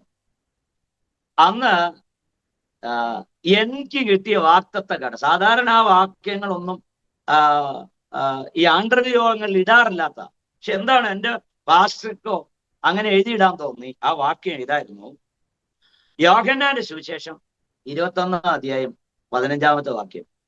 പത്രോസിനോട് കർത്താവ് ചോദിച്ച ഒരു ചോദ്യം, പത്രോസേ, നീ ഇവയിൽ അധികമായി എന്നെ സ്നേഹിക്കുന്നു? പത്രോസിന്റെ മറുപടി, ഉവ്വ് കർത്താവേ. കർത്താവ് പത്രോസിനോട് പറഞ്ഞു, എൻ്റെ കുഞ്ഞാടുകളെ മേയ്ക്കാം. അന്ന് രാത്രി ഇങ്ങനെ ചാട്ടുളി പോലെ എൻ്റെ ഹൃദയത്തിലേക്ക് കയറിയ ഒരു ചോദ്യമുണ്ട്, അഭിലാഷേ, നിനക്ക് എന്നോട് ഇഷ്ടമുണ്ടോ എന്ന്. ദൈവം എന്നോട് ഇങ്ങനെ നേരിട്ട് ഇറങ്ങി വരുന്നത് പോലെ ചോദിക്കുന്നത് പോലൊരു ചോദ്യം എൻ്റെ അന്തർഭാഗത്ത് അത് ഫീൽ ചെയ്തു. ഞാൻ അന്ന് രാത്രി അവിടെ മുട്ടുമടക്കിയിട്ട് ഞാൻ പറഞ്ഞു, ഉവ്വ് കർത്താവേ, എനിക്ക് നിന്നെ ഇഷ്ടമാണ്. സ്തോത്രം. കർത്താവ് പറഞ്ഞു, എങ്കിൽ നീ കുഞ്ഞാടുകളെ മേയ്ക്കുക, എൻ്റെ വേലയ്ക്ക് പോകാൻ പറഞ്ഞു. അങ്ങനെ ദൈവത്തിന്റെ മഹാകരുണയാൽ ഞാൻ അന്ന് രാത്രി ഒരു തീരുമാനമെടുത്തു. ഞാൻ 2000 കർത്താവിന്റെ വേലയ്ക്ക് ഞാൻ പോകാമെന്ന് തീരുമാനമെടുത്തു. അങ്ങനെ ദൈവത്തിന്റെ മഹാകരുണയാൽ 2000 ജൂൺ മാസം മെയ് 30-ാം തീയതി ഞാൻ ദൈവവചനം പഠിക്കാനായിട്ട് തൃശ്ശൂരിലുള്ളതായ ഹാർവസ്റ്റ് തിയോളജിക്കൽ കോളേജ് എന്ന് പറഞ്ഞ ഒരു സ്ഥാപനത്തിൽ വരാനായിട്ട് കർത്താവ് എനിക്ക് അവസരം നൽകി. അവിടെ 2 വർഷം ഞാൻ ദൈവവചനം പഠിച്ചു പൂർത്തീകരിച്ചു. അതിനുശേഷം അവിടെ തന്നെ തുടരാനായിട്ട് എൻ്റെ അധ്യാപകര് എന്നോട് നിർദ്ദേശിച്ചെങ്കിലും ഞാൻ തുടർ പഠനത്തിനായിട്ട് ഡൽഹിയിലുള്ള ഹരിയാനയിലുള്ള ഗ്രേസ് ബൈബിൾ കോളേജിലോട്ട് പോകാനായിട്ട് കർത്താവ് എനിക്ക് അവസരം നൽകി. അവിടെയും ദൈവത്തിന്റെ വചനം പഠിക്കാൻ ദൈവം എനിക്ക് അവസരം നൽകി. തുടർന്ന് അങ്ങോട്ടേക്ക് എൻ്റെ ജീവിതത്തെ കർത്താവ് പണിതെടുത്ത നാളുകളായിരുന്നു. എൻ്റെ ഏകദേശം ഒരു 18-ാമത്തെ വയസ്സിൽ ഞാൻ കർത്താവിനെ വേലയ്ക്ക് ഇറങ്ങി. 3-4 വർഷം ഞാൻ ദൈവവചനം പഠിച്ചു. അങ്ങനെ ഇരിക്കുമ്പോഴാണ് ഗ്രേസിന്റെ പഠനത്തിന് 2005 ജനുവരി മാസമൊക്കെ ആകുമ്പോഴത്തേക്കും ഞാൻ ഒരു വല്ലാത്ത സാഹചര്യത്തിലൂടെ കടന്നുപോയി. എൻ്റെ ശരീരത്തിന്റെ വെയിറ്റ് മുഴുവൻ പോവുകയാണ്. ശരീരം വല്ലാതെ ക്ഷീണിച്ചു, എഴുന്നേറ്റ് നിൽക്കാൻ പറ്റുന്നില്ല, കാലാവസ്ഥ വിപരീതമാണ്, വലിയ വലിയ ഹോസ്പിറ്റലിൽ പോകാൻ മരുന്ന് മേടിക്കാൻ പണമില്ല, ജീവിതം വല്ലാത്തൊരു പരുക്കൻ സാഹചര്യങ്ങളിലൂടെ കടന്നു പോവുക. ഒത്തിരി പേര് എന്നെ അവരെ സഹായിക്കാനുണ്ടായി. ഞാൻ ചുരുക്കി ഇങ്ങനെ പറഞ്ഞാൽ, എൻ്റെ ഗ്രാജുവേഷൻ ഡേയില് എനിക്ക് എഴുന്നേറ്റ് നിൽക്കാൻ പ്രാപ്തിയില്ല. എൻ്റെ അധ്യാപകർ എന്നോട് കരുണ കാണിച്ചത് കൊണ്ട് എങ്ങനെയൊക്കെയോ ഞാൻ അന്ന് ഗ്രാജുവേറ്റ് ചെയ്തു. ഗ്രാജുവേറ്റ് ചെയ്യുന്ന ആ ദിവസം ശരിക്കും പറഞ്ഞ നോർത്ത് ഇന്ത്യ മിനിസ്ട്രിക്ക് വേണ്ടി ഞാൻ സമർപ്പിതനായി ഒരു മിഷണറി സംഘടനയോടെ ഞാൻ സൈൻ ചെയ്തതാ അവിടെ പോകാൻ. പക്ഷെ എനിക്ക് പോകാൻ എൻ്റെ പ്രതീക്ഷയെല്ലാം താളം തെറ്റി. ദൈവത്തിന്റെ കൃപയാൽ എൻ്റെ അങ്കിള് ഹരിയാനയിൽ ഉണ്ടായിരുന്ന UP ഉണ്ടായിരുന്ന എൻ്റെ അങ്കിള് ഒരു കാറുമായിട്ട് വന്ന് എന്നെ അവിടെ നിന്ന് അന്നേ ദിവസം പാക്ക് ചെയ്ത് അവൻ റെയിൽവേ സ്റ്റേഷനിൽ കൊണ്ടുവന്ന് കേരളത്തിലേക്ക് പറഞ്ഞു വിട്ടു. അങ്ങനെ കേരളത്തിൽ കോഴിക്കോട് ഞാൻ ഇറങ്ങി. വീട്ടിൽ നിന്ന് ആൾക്കാർ വന്നു എന്നെ വയനാട്ടിലേക്ക് കൊണ്ടുപോയി. പിന്നെയുള്ള തുടർന്നുള്ള നാളുകൾ കഠിനമായ ശോധനയുടെ, വേദനയുടെ, കണ്ണുനീരിന്റെ നാളുകളാണ്. പ്രിയരെ ശ്രദ്ധിക്കണം, വയനാടിന്റെ ഒരു പ്രത്യേകത ഇന്നും അത് തന്നെയാണ്. വയനാട്ടിലൊരു നല്ല മെഡിക്കൽ കോളേജ് ഇല്ല, നല്ല ഒരു ഹോസ്പിറ്റലില്ല. വയനാട്ടിൽ ഒരു നല്ല ഹോസ്പിറ്റൽ വേണമെങ്കിൽ ഒന്നെങ്കിൽ കോഴിക്കോട് മെഡിക്കൽ കോളേജ് വരണം, അല്ലെങ്കിൽ കണ്ണൂർ പോകണം. വയനാട്ടിൽ ഈ നല്ല ഫെസിലിറ്റീസ് ഒന്നുമില്ല. ഞാൻ വയനാട്ടിൽ ചെന്നു. എന്നെ ബത്തേരിയിലുള്ള ഒരു ഹോസ്പിറ്റൽ, സുൽത്താൻ ബത്തേരി ഒരു ഹോസ്പിറ്റലിൽ കൊണ്ടുപോയി. ആർത്രൈറ്റീസ് ആന്ന് പറഞ്ഞു. ഒരു കുറെ മരുന്ന് വന്നു, ഒരു ചെറിയ ശമനം. വീട്ടിൽ വന്നു, കാര്യമായ കുറവുകളൊന്നുമില്ല. ഞാൻ വീണ്ടും ശരീരം ഇങ്ങനെ ക്ഷീണിക്കാൻ തുടങ്ങി. എൻ്റെ വേദനകൾ ഓരോ ദിവസവും ശരീരത്തിന്റെ പല ഭാഗത്തും വേദനകൾ വർദ്ധിക്കാൻ തുടങ്ങി. കുറച്ചു കഴിഞ്ഞപ്പോൾ ശ്വാസം മുട്ടൽ പോലെ എനിക്ക് തോന്നി. ഞാൻ ഇന്നും ഓർക്കുന്നുണ്ട്, പല രാത്രികളും എനിക്ക് ഉറങ്ങാൻ പറ്റിയിട്ടില്ല. വയനാടാണ്, തണുപ്പുണ്ട്. എൻ്റെ മാതാപിതാക്കൾ ഞാൻ പറഞ്ഞ ഒരു കർഷക കുടുംബത്തിലായതുകൊണ്ട് തന്നെ പകലത്തെ ബന്ധപ്പാട്, പശു ഒക്കെ ഉള്ളതുകൊണ്ട് രാത്രി അവർ ഉറങ്ങും. എനിക്കാണെങ്കിൽ രാത്രിയാവുമ്പോൾ എവിടെന്നാന്നറിയില്ല, ഇല്ലാത്ത എല്ലാ വേദനകളും എൻ്റെ ശരീരത്തിലേക്ക് വരാൻ തുടങ്ങി. ഞാൻ ഓർക്കുന്നുണ്ട്, വയനാട്ടിലെ എൻ്റെ റൂമിൽ ഇങ്ങനെ ജനലയിൽ ഇങ്ങനെ പിടിച്ചു നിൽക്കും. എനിക്ക് ഉറങ്ങാനും പറ്റില്ല, വേദന സഹിക്കാനും പറ്റുന്നില്ല, ശ്വാസം എടുക്കാൻ പറ്റുന്നില്ല. ആരെയും ബുദ്ധിമുട്ടിക്കാതെ കിച്ചണിലൊക്കെ ചെന്നിട്ട് ചില കുരുമുളകൊക്കെ എടുത്ത് വായിലിട്ട് കടിച്ചു പിടിച്ച് നേരം വെളുപ്പിക്കുന്നു. ജീവിതത്തിന്റെ എല്ലാ പ്രതീക്ഷകളും അസ്തമിക്കുന്നത് പോലെ. സ്തോത്രം. കുഞ്ഞുഭാരത്തിലെ ഒരു തെറ്റായ മാർഗത്തിലും പോകാതെ വിശുദ്ധിയിൽ കർത്താവിനെ സ്നേഹിച്ച് കർത്താവിനോട് പ്രാർത്ഥിച്ച് ഭക്തിയിൽ വളർന്ന എൻ്റെ ജീവിതത്തിൽ ഇങ്ങനെ നിരന്തരം ഉണ്ടാകുന്ന ഈ ശോധന എന്തെന്ന് എനിക്ക് മനസ്സിലാവുന്നില്ല. സ്തോത്രം. അങ്ങനെ ഒരു ചെറിയ ആശ്വാസം എന്നൊക്കെ പറയാൻ പറ്റില്ല, ചെറിയ ഇങ്ങനെ നിൽക്കുമ്പോൾ ദൈവത്തിന്റെ ഒരു പ്രത്യേക ഇടപെടലും കരുണയായിരുന്നു. തൃശ്ശൂരിലുള്ള ഞാൻ പഠിച്ച സ്ഥാപനത്തിന്റെ അവിടുത്തെ എൻ്റെ ഒരു അങ്കിള് അത് നടത്തുന്നത്, അതിന്റെ രജിസ്ട്രാറായി സേവനം അനുഷ്ഠിക്കുന്നത്, ഞാൻ കർത്താവിൽ പിതൃതുല്യം ബഹുമാനിക്കുകയും എനിക്ക് ഈ ലോകത്തിൽ ഏറ്റവും അധികം കടപ്പാടും നന്ദിയുള്ള ഒരു ദൈവവൃത്യനുണ്ട്. കർത്താവിന്റെ ദാസൻ പാസ്റ്റർ KV ഷാജു, തൻ്റെ മിസ്സിസ് മേഴ്സി ഷാജു. എനിക്ക് ഒരിക്കലും മറക്കാനാകാത്തൊരു കുടുംബം. ആ അങ്കിള് എന്നെ വിളിച്ചിട്ട് പറഞ്ഞു, എടാ അബി, നീ വീട്ടിൽ തന്നെ ഇരിക്കണ്ട, നീ മണ്ണുത്തിയിലുള്ള നമ്മുടെ കോളേജിൽ വാ, നീ ഒരു കാര്യം ചെയ്യണ്ട, നീ ആ ഓഫീസിന്റെ കസേരയിൽ ഇരുന്ന് ഓഫീസിലെ ചില കാര്യങ്ങളൊക്കെ ചെയ്തോ, ഓഫീസിൽ തന്നെ നീ കിടന്നോ. നോക്കൂ, ഞാൻ എന്ന വ്യക്തി വയനാട്ടിൽ തന്നെ ഇരുന്നാൽ ഞാൻ മരിച്ചു പോകുന്നു, എൻ്റെ എല്ലാ സാധ്യതകളും അസ്തമിക്കുന്നു തിരിച്ചറിഞ്ഞ് ശരിക്ക് ദൈവത്തിന്റെ ഒരു കരമായിട്ട്, ദൈവത്തിന്റെ ഒരു ശബ്ദമായിട്ട്, ദൈവത്തിന്റെ ഒരു ഇടപെടലായിട്ട് ദൈവം ശരിക്കും ആ കറുത്തവൃത്തിനെ ഉപയോഗിച്ചു. അങ്ങനെ ദൈവദാസൻ എന്നെ നിർബന്ധപൂർവം എന്നെ തൃശ്ശൂരിൽ കൊണ്ടുവന്നു. തൃശ്ശൂര് വന്നപ്പോൾ ഞാൻ അവിടെ കോളേജിന്റെ ചില കാര്യങ്ങളൊക്കെ ഇങ്ങനെ ചെയ്തു വരവേ എൻ്റെ രോഗം വീണ്ടും വീണ്ടും വീണ്ടും അനുദിനം വർദ്ധിച്ചുകൊണ്ട് വന്നു. 2005 ഏറ്റവും അവസാന മാസങ്ങളൊക്കെ ആയപ്പോഴത്തേക്കും ഞാൻ പൂർണ്ണമായി കിടപ്പ് രോഗിയായി. ഒരടി എനിക്ക് നടക്കാൻ പറ്റാത്ത സ്റ്റേജിലോട്ട് വന്നു. സ്തോത്രം. എന്ത് ചെയ്യണമെന്ന് എനിക്കറിയത്തില്ല. ഞാൻ ഓർക്കുന്നൊരു കാര്യമുണ്ട്. വയനാട്ടിൽ ഒരു സാധാരണപ്പെട്ടവന്റെ മകനാണ് ഞാൻ പറഞ്ഞല്ലോ. സാമ്പത്തിക ശേഷിയൊന്നും കാര്യമായിട്ടില്ല. എനിക്കും പ്രത്യേകിച്ച് വരുമാനമൊന്നുമില്ല. ചികിത്സയ്ക്ക് പോയാൽ ഒത്തിരി പണം വേണമെന്ന് എനിക്കറിയാം. എവിടെ നിന്ന് പണം ഉണ്ടാക്കണം, ആരോട് ചോദിക്കണമെന്നും എനിക്കറിയത്തില്ല.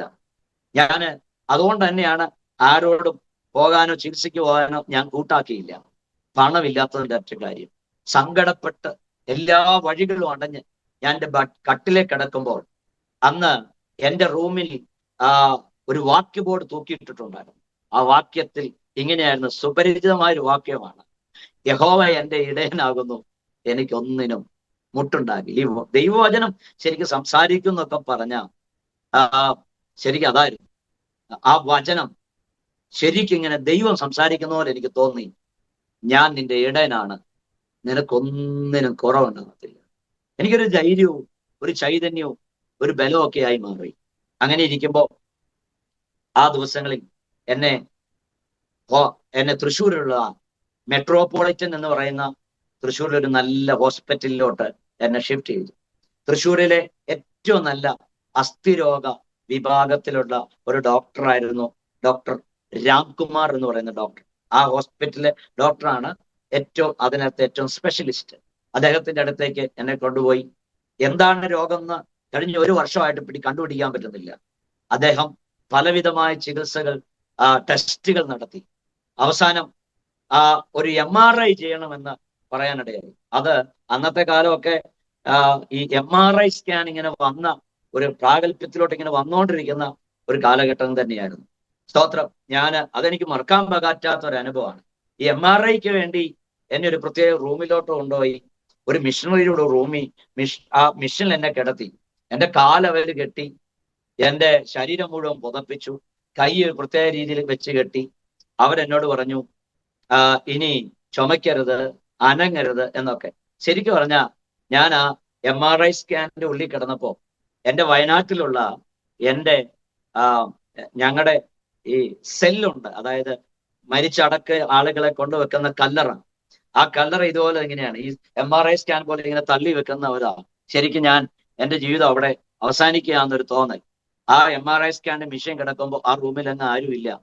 കുറച്ച് മണിക്കൂറുകൾ അല്ലെങ്കിൽ 1/4 മണിക്കൂറുകൾ ഞാൻ അതിൻ്റെ ഉള്ളിൽ കിടന്നു. ആരും പറയാനില്ല, മിണ്ടാനില്ല. ജീവിതത്തിന്റെ എല്ലാ ഗതികളും വഴികളും അടഞ്ഞ് മരണത്തെ ഞാനിങ്ങനെ മുഖാമുഖമായി ഞാൻ കാണുന്ന ഒരു സാഹചര്യം എനിക്ക് മറക്കാൻ പറ്റത്തില്ല. സ്തോത്രം. തിങ്ങുന്ന, ചങ്ക് പൊട്ടുന്ന, കണ്ണ് നിറയുന്ന ഒത്തിരി നൊമ്പരങ്ങൾ. സ്തോത്രം. അവിടുന്ന് പ്രിയരെ MRI സ്കാൻ വന്നതിന്റെ റിസൾട്ട് വന്നപ്പോൾ മനസ്സിലായി എനിക്ക് ബോൺ TB ആണ്. ബോൺ TB എന്ന് പറഞ്ഞാൽ അസ്ഥികൾ ഇങ്ങനെ പൊടിഞ്ഞു പോവുകയാണ്.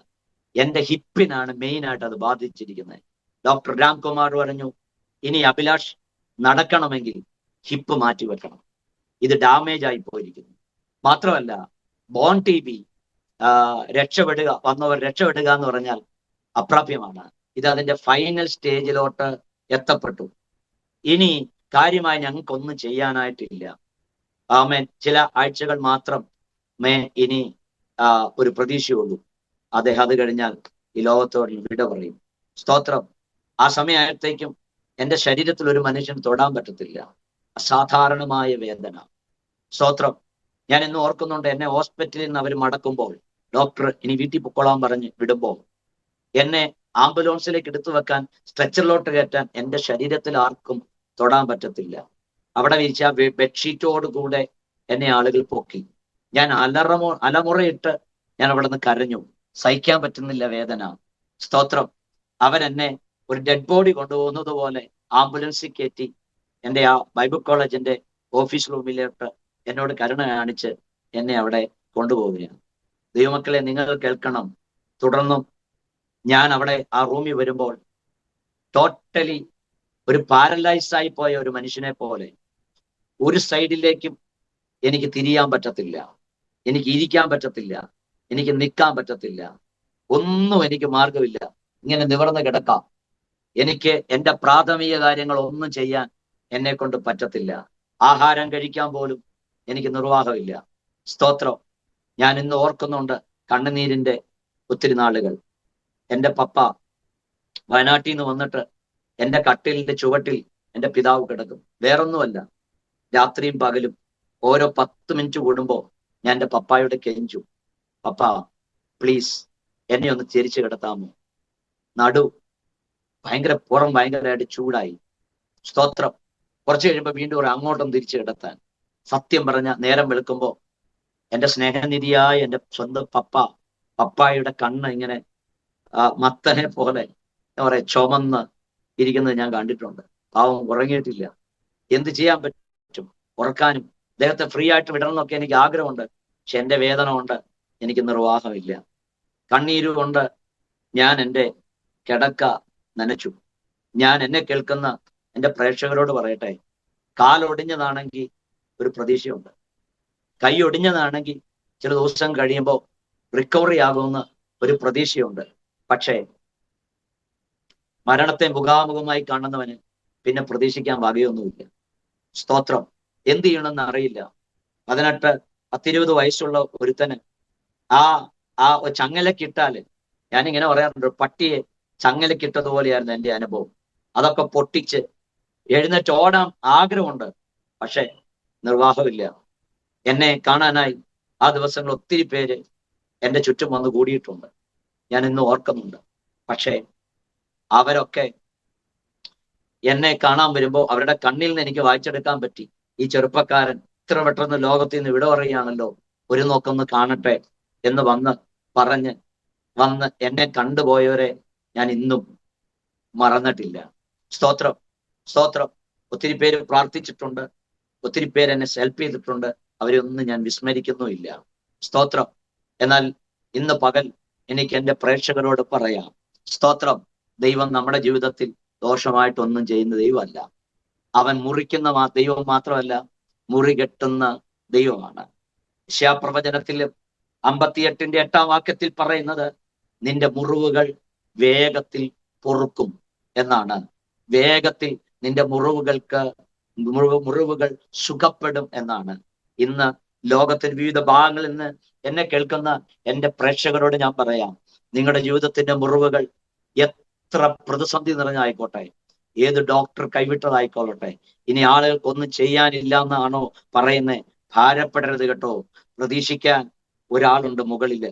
ആ ദൈവം ജീവിക്കുന്നിടത്തോളം കാലം നമുക്ക് പ്രതീക്ഷയ്ക്ക് വകയുണ്ട്. 0 പോയിന്റ് ആണ് നമ്മുടെ സാധ്യതയെങ്കിലും ഇന്ന് പല ധൈര്യത്തോടെ നിങ്ങളുടെ പ്രാർത്ഥന നിർത്തരുത്, നിങ്ങളുടെ വിശ്വാസം കൈവിടരുത്, പ്രതീക്ഷ ഒരിക്കലും കൈവിടരുത്. ആമേൻ. നമ്മുടെ ദൈവത്തിന് അസാധ്യമായത് ഒന്നുമില്ല എന്നതിന്റെ ഏറ്റവും നല്ല ഉദാഹരണമാണ് ഈ രാത്രി നിങ്ങളോട് എൻ്റെ സാക്ഷി പറയുന്ന ഈ ഞാനെന്ന് എനിക്ക് സന്തോഷത്തോടെ പറയാനായിട്ട് പറ്റും. സ്തോത്രം. ഒത്തിരി ജനം ലോകത്തിന്റെ പല ഭാഗങ്ങളിൽ നിന്ന് എനിക്ക് വേണ്ടി പ്രാർത്ഥിക്കാനായിട്ട് ആരംഭിച്ചു. ദൈവമേ, ജനമേ, ഞാൻ അത്ഭുതം എന്ന് പറയട്ടെ. സ്തോത്രം. ഹിപ്പ് മാറ്റിവെക്കണം എന്ന് പറഞ്ഞ എന്നെ കുറിച്ച്, സ്തോത്രം, 3 ആഴ്ചയിലധികം ഇനി ഒരു ആയുസ് ഉണ്ടാകാൻ സാധ്യതയില്ല എന്ന് പറഞ്ഞെടുത്ത്, സ്തോത്രം, കണ്ണീരുകൊണ്ട് ഞാൻ എൻ്റെ കിടക്ക നനച്ച് ആ സമയത്ത് ഒരു ദിവസം സ്വർഗം എൻ്റെ റൂമിൽ ഇറങ്ങി വന്നു. ഹല്ലേലൂയ. സ്തോത്രം. ഒരു ദിവസം സ്വർഗം എന്നെ വന്ന് തൊട്ടു. ഞാൻ ആ സ്വർഗത്തിലെ ദൈവത്തിന്റെ കരം ഞാൻ അനുഭവിച്ചു. സ്തോത്രം. ദൈവം എൻ്റെ എളിയെ തൊട്ട് സൗഖ്യമാക്കി. സ്തോത്രം. ചില ആഴ്ചകൾ കഴിഞ്ഞപ്പോ ഞാൻ ആ ബെഡിൽ നിന്ന് എഴുന്നേറ്റു.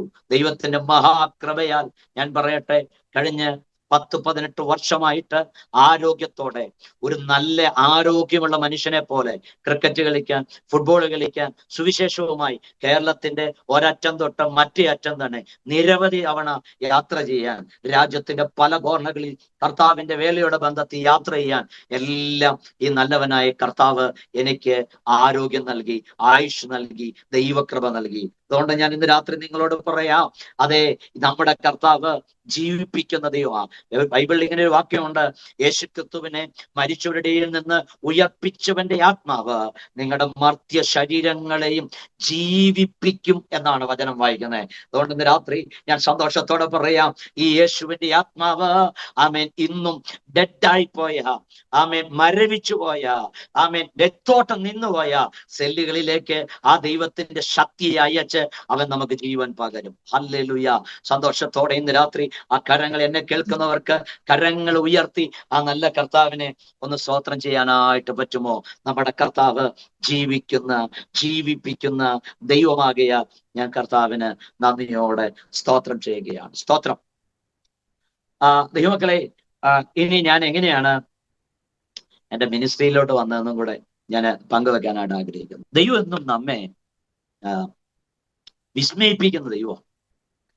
ഞാനിങ്ങനെ ഈ രോഗിയായിട്ട് ഞാനിങ്ങനെ കിടക്കുന്ന ഒരു കാലഘട്ടത്തിൽ എന്റെ ബൈബിൾ സ്കൂളിലെ വിദ്യാർത്ഥികളുമായിട്ട് അന്നും ഞാൻ കട്ടിലേക്ക് കിടക്കും, എന്റെ വിദ്യാർത്ഥികൾ എൻ്റെ അടുത്ത് വന്നിരിക്കും, പ്രാർത്ഥിക്കുന്ന ഒരു സമയമുണ്ടായി. പ്രാർത്ഥിക്കുന്ന സമയത്ത് ദൈവത്തിന്റെ ആത്മാവ് പറഞ്ഞു, ഇവിടുന്ന് 6 മാസം കഴിയുമ്പോൾ ഒരു സഭാചാർജ് എടുക്കും, ഒരു പുല്ല് നിറഞ്ഞ ഒരു മൊട്ടക്കുന്ന് കാണിച്ച് അവിടെ ഒരു ആലയം കാണിച്ചിട്ട് പറഞ്ഞു, ഇവിടെ 6 മാസത്തിനകം നീ ഒരു സഭാചാർജ് എടുക്കുമെന്ന്. ദൈവമക്കളെ, രോഗം ഏറ്റവും മൂർച്ഛിച്ച് നിന്ന് ഒരു സാധ്യതയില്ലാതിരിക്കുമ്പോഴാണ് ദൈവാത്മാവ ആലോചന പറയുന്നത്.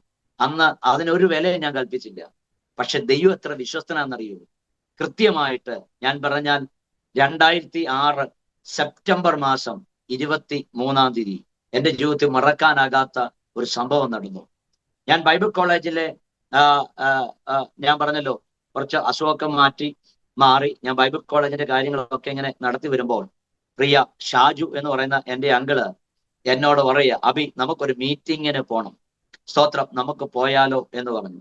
ഞാൻ പറഞ്ഞു ഓക്കെ പോകാം. അപ്പൊ എന്നോട് പറയുക, ഹൈസ്കൂളിൽ എൻ്റെ ഒരു കൂടെ പ്രവർത്തിക്കുന്ന എൻ്റെ ഒരു കൂട്ടുകാരനുണ്ട്, അല്ലെങ്കിൽ ഒരു സ്റ്റുഡന്റ് ആണ്, അദ്ദേഹം എൻ്റെ ഒരു വലിയ ആത്മമിത്രം കൂടിയാണ്, അജി അപ്പലോസ് എന്ന അദ്ദേഹത്തിന്റെ പേര്, അദ്ദേഹത്തെ വേണമെങ്കിൽ കൂട്ടിക്കോളാൻ പറഞ്ഞു. സ്തോത്രം. അങ്ങനെ എന്നെയും കൂട്ടിക്കൊണ്ട് ഞങ്ങള് ഒരു സ്ഥലത്തേക്ക് വരിക. ആ സ്ഥലത്താണ് ഇന്ന് ഞാന് കർത്താവിന്റെ വേലയായി ചെയ്യുന്ന, പാസ്റ്ററായി സൂക്ഷിക്കുന്ന, ഞാനിപ്പോൾ വന്നെത്തിയിരിക്കുന്ന സ്ഥലമാണ് ഓളരി എന്ന് പറയുന്ന സ്ഥലം. തൃശ്ശൂർ റെയിൽവേ സ്റ്റേഷനിൽ നിന്നൊക്കെ ഒരു 5 കിലോമീറ്റർ ദൂരമുള്ള ഒരു സ്ഥലമാണിത്.